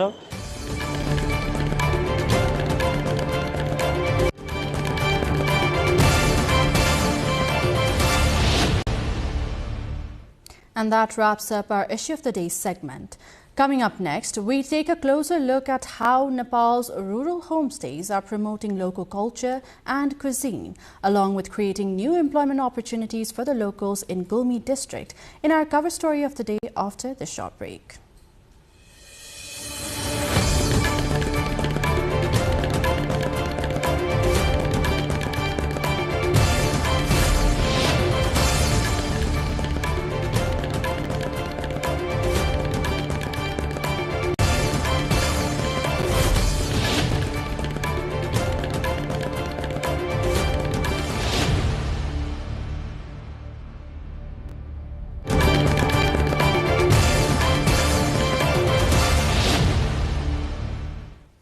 Welcome back. You're watching NTV World News Hour.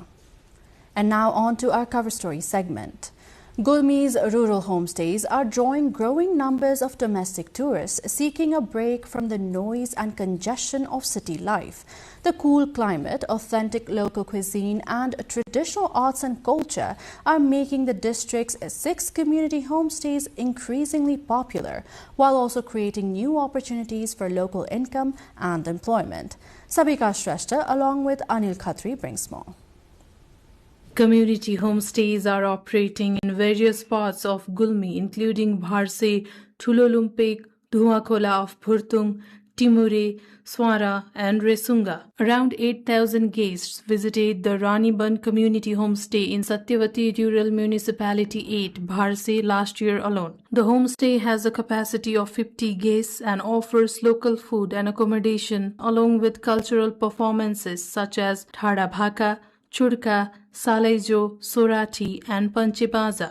पाहुनाहरु आएको समयमा हामीले हाम्रो मौलिक संस्कृतिको रूपमा नाच गान गरेर देखाउने गर्दछौं. At the Dhuakhola Community Homestay in Kaligandaki 7, Bhurtung, visitors can enjoy local cuisine and cultural programs as well as visit tourist destinations such as Kali Lake Siddha Baba, Hile Satyavati, the Tea Garden and Dhuakhola. Services are available here in a package costing 12,000 rupees per person. Homestays in Tululumpek, Timure, Swara and Resunga are also connecting the traditional lifestyle of the villages with tourism.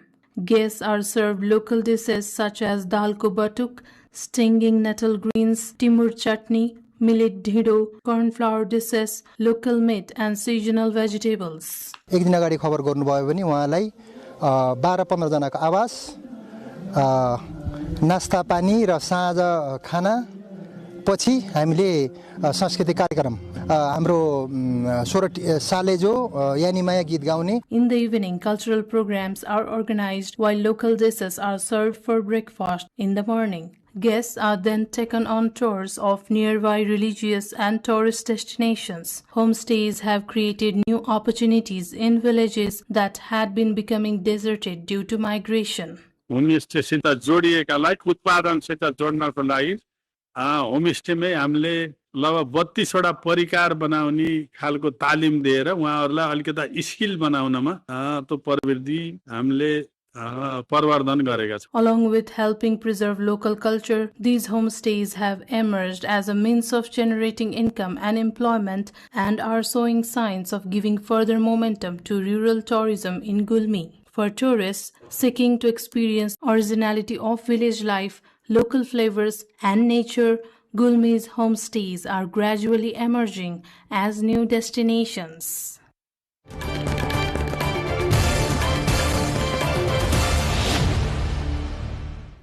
That was the cover story of the day. Now we move ahead with other updates.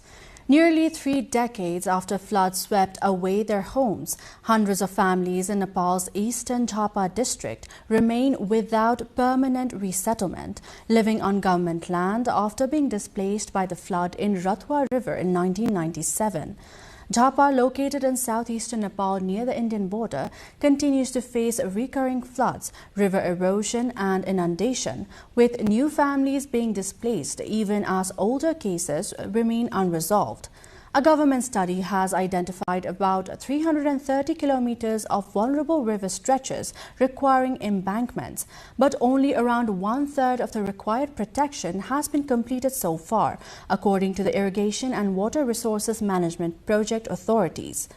Officials say erratic rainfall and increasing flood risk linked to climate change are putting settlements along rivers under growing pressure. The government now faces the double challenge of permanently resettling long-displaced families while completing river control infrastructure to prevent further displacement.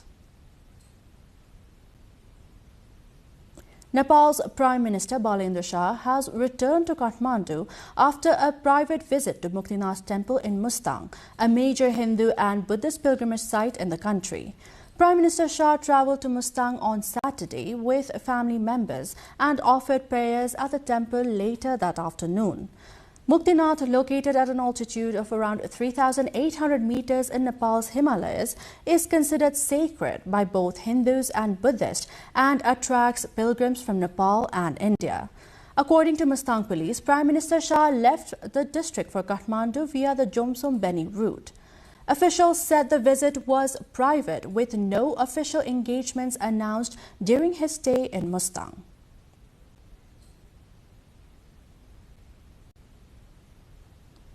Rashtriya Swatantra Party RSP Chair Rabi Lamichhane has urged party leaders to prepare a 35-year plan for the future, saying Nepal's political future cannot be built only by criticizing the failures of the past 35 years. Speaking at the close of the party's policy, organization and leadership program, Lamichhane said the RSP must meet the responsibilities placed on it by voters.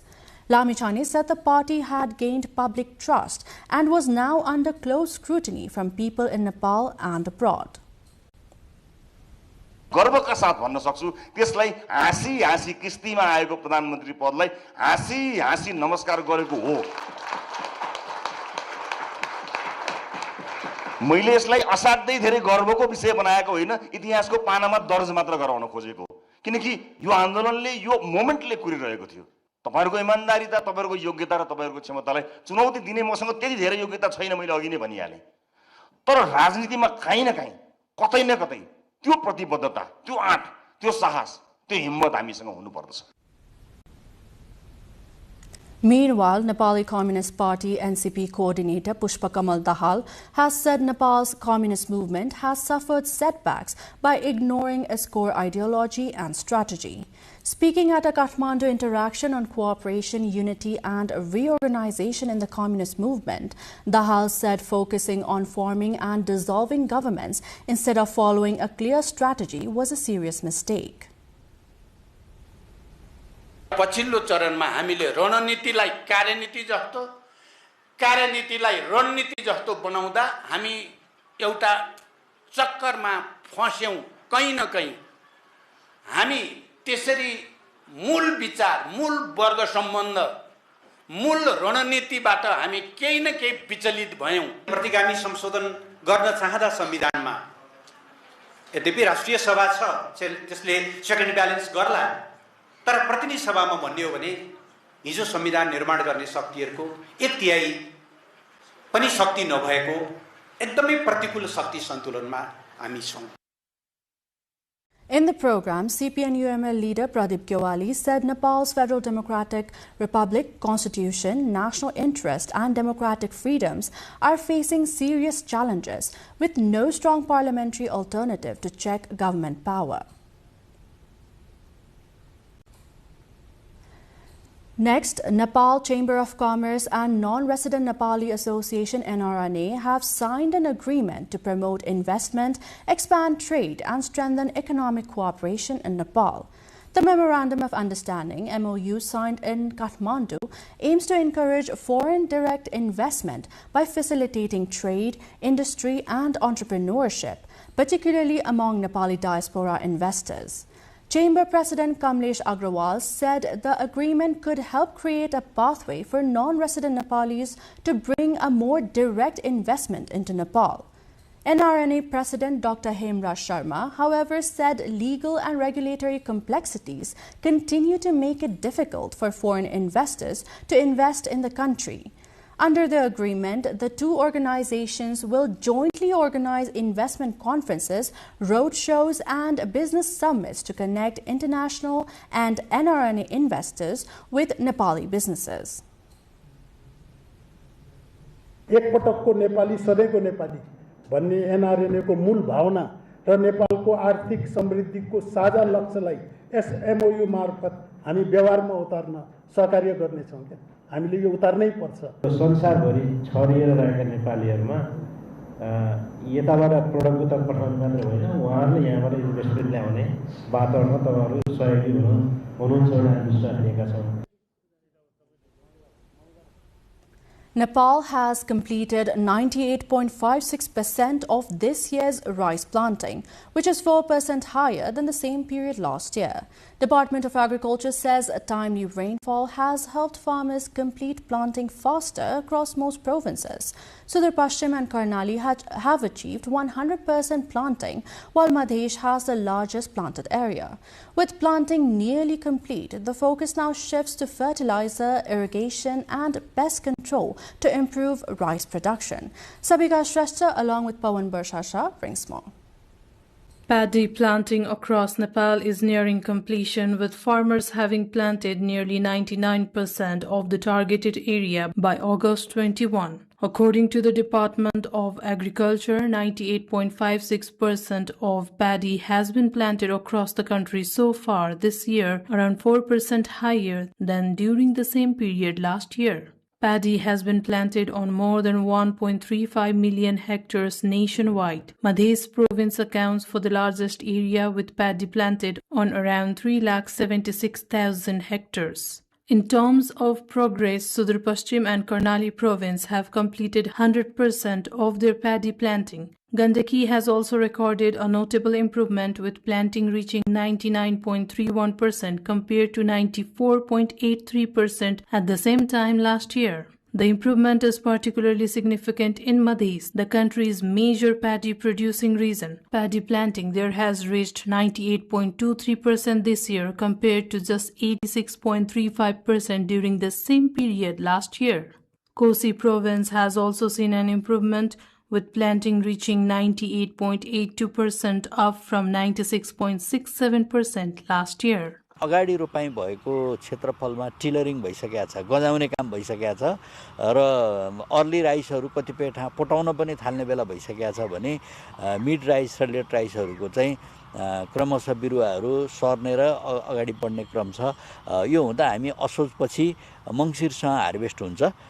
त्यो अवस्थासँग बीचमा थुप्रै समय भएकोले अब हामी प्रकृतिमा निर्भर हुँदाखेरिमा पछिको भवितव्य बाहेक अहिले यही अवस्था रहँदा उत्पादन राम्रै हुन्छ भन्ने अपेक्षा गर्न सकिन्छ. Officials say the timely arrival of the monsoon has helped farmers complete paddy planting earlier and across a larger area than last year. With planting progressing well, the department expects paddy production to improve this year. However, completing the planting season is only the first step. The government now faces the challenge of ensuring that farmers have timely access to fertilizers and irrigation while also controlling diseases and pests that could affect the crop. With nearly all paddy already in the ground, the focus now shifts from planting to protecting the crop and securing the harvest.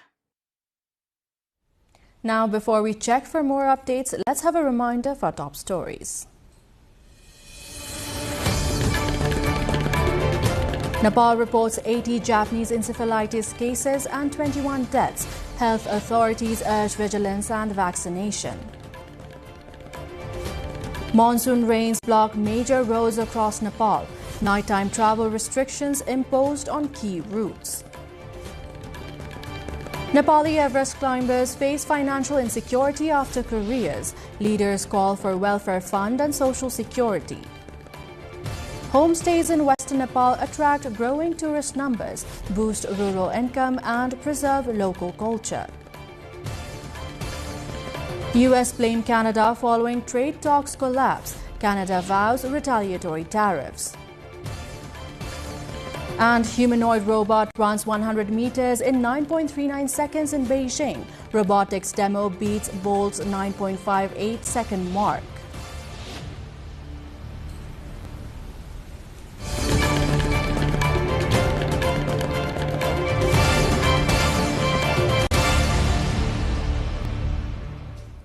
Iran's top security official Mohsen Rezai warned Saturday that any country participating in the U.S. economic war against Iran will be considered an enemy by Tehran. He said Iran would first negotiate with such countries and ask them to stay out of the conflict, but warned that if they refuse, Tehran will strike their interest, and that if surrounding countries choose to join the U.S. siege, Iran will not let even a single drop of oil be exported from the Strait of Hormuz. Rezai also repeated that the Hormuz Strait will remain closed unless the United States fulfills its commitments under the Iran-US Peace Memorandum of Understanding signed in June, adding that Washington must act first this time. He said talks with Oman regarding a new route of shipping through the Strait of Hormuz were progressing smoothly, adding a deal would be reached. U.S. President Donald Trump said Wednesday that the United States would launch the most crushing economic operation ever against Iran, describing it as an economic warfare and isolation on an unprecedented scale. In more from the region, health officials at Gaza's hospitals are warning that a severe shortage of medical oxygen could put the lives of critically ill patients at risk, particularly premature babies in neonatal and intensive care units. Officials said only 12 of 35 oxygen facilities across Gaza remain operational, sharply limiting supplies to the hospitals.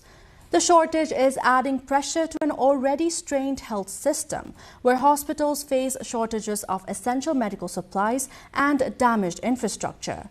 Health officials warned that continued disruption to oxygen supplies could have serious consequences for patients who depend on uninterrupted respiratory support.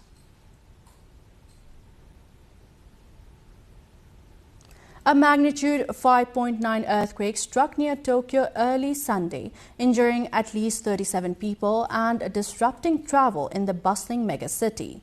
The quake caused violent shaking in the Japanese capital and its surrounding areas, prompting the nation's warning systems to sound public announcements and sirens in the streets and lighting up smartphones with notices in the affected areas. The quake struck the southern part of the Ibaraki prefecture near Tokyo at 2 a.m. local time, according to the Japan Meteorological Agency. The quake comes after a series of recent earthquakes in Japan, raising renewed concerns about seismic risk in the densely populated region. Scientists at the UK's Imperial College London have developed a fully biodegradable material for balloons that they say can break down in less than a year, potentially offering an alternative to conventional latex products. Researchers behind startup BioLoon say traditional balloons can contain additives that complicate their environmental impact despite being marked as biodegradable. The new material was developed after hundreds of trials and is designed to decompose naturally within a shorter period. The company plans to explore applications beyond balloons, including latex gloves, clothing, medical devices, and condoms. Researchers say the development could provide manufacturers with a more environmentally sustainable material for a range of consumer and medical products.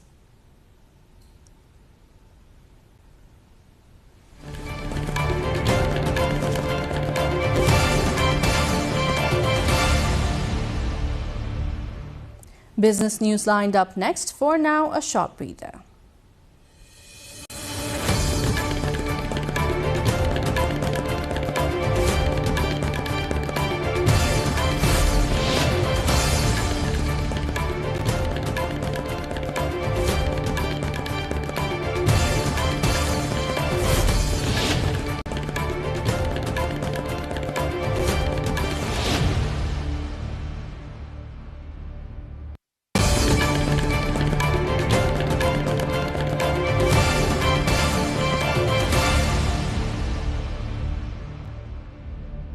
The giant structures of Bangladesh's Ashuganj fertilizer factory have stood silent for more than a year as the natural gas crisis shuts industries, triggers power cuts, and sparks protest over fuel shortages. Machinery once ran around the clock using natural gas to produce urea that farmers depend on to grow crops for the country's 170 million people. Now the state-owned factory, which once employed more than 1,200 workers and produced more than 1,000 tons of fertilizer a day, is a rusting shell. The shutdown has raised concerns over domestic fertilizer supplies and increased pressure on farmers already facing higher production costs. Bangladesh's gas shortage has also disrupted other industries, with businesses warning that unreliable energy supplies are hurting production and investment.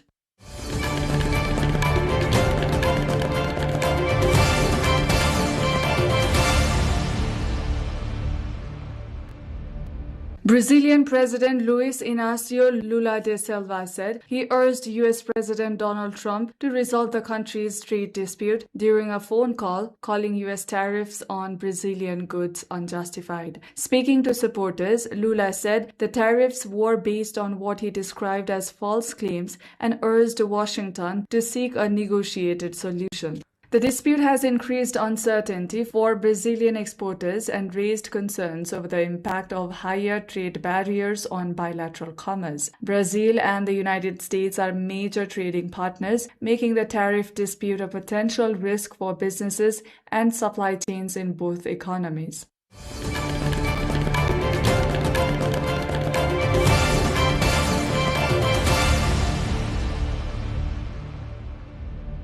Vietnam's Da Nang welcomed nearly 5.2 million international visitors in the first half of the year, up 28.7%, with foreign arrivals exceeding domestic visitors for the first time. Da Nang and Ho Chi Minh City remained among Europe's most searched Vietnamese destinations, while Vietnam ranked fourth among Asian destinations in the European market. China, Australia, Japan, the US, and Western Europe are key source markets. Vietnam is also targeting Muslim travelers, who account for around 600,000 annual visitors. Officials say diversifying markets will help boost tourism spending and strengthen Vietnam's global competitiveness.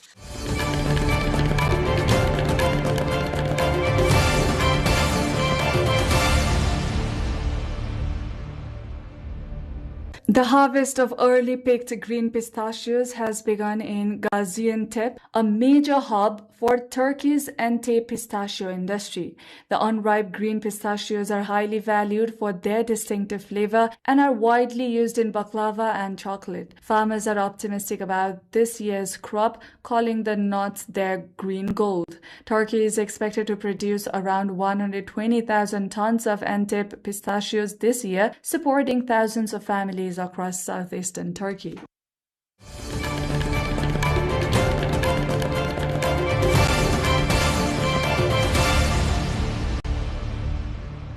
Time now for sports update.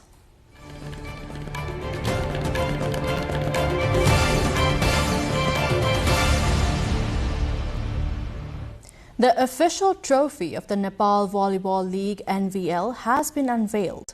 The trophy was formally unveiled by displaying it at various historical and tourist places.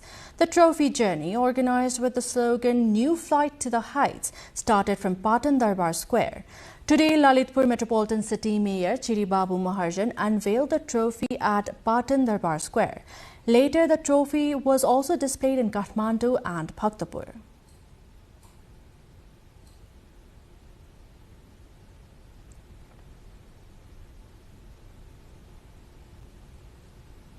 Pakistan will host the 14th South Asian Games from April 3rd to 11, 2027, following a decision by the South Asian Olympic Council at its meeting in Islamabad.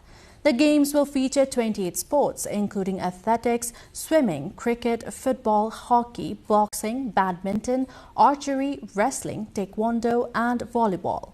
The program will also include newer formats such as 3x3 basketball, beach handball, rugby sevens, and beach volleyball.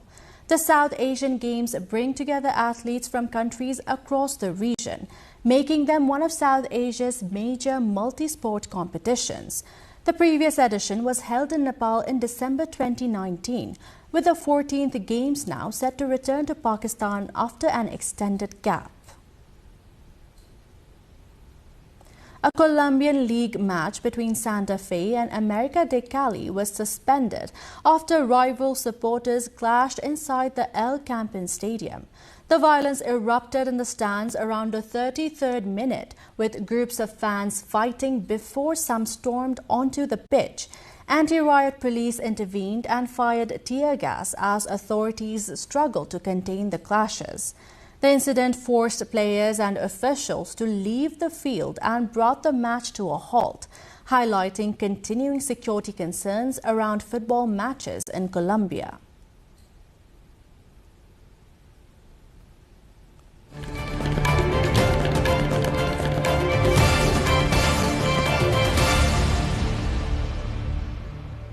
Now on to weather updates, first from Nepal and then from across the world.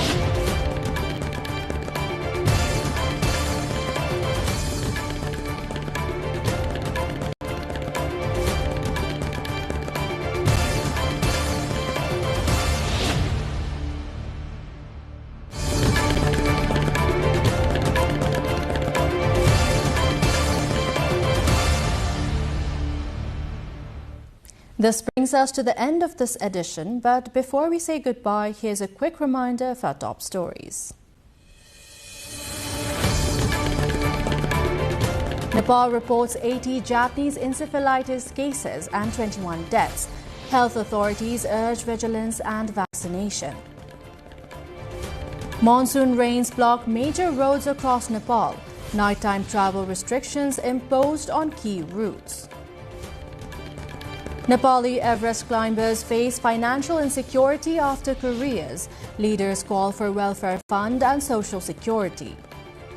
Homestays in Western Nepal attract growing tourist numbers, boost rural income and preserve local culture. US blame Canada following trade talks collapse. Canada vows retaliatory tariffs. And humanoid robot runs 100 meters in 9.39 seconds in Beijing. Robotics demo beats Bolt's 9.58-second mark. That's it for this edition of NTV World News Hour. Meanwhile, do join us for our social media and get the latest updates from our official website at nepaltelevision.com. Thank you for watching. Good night.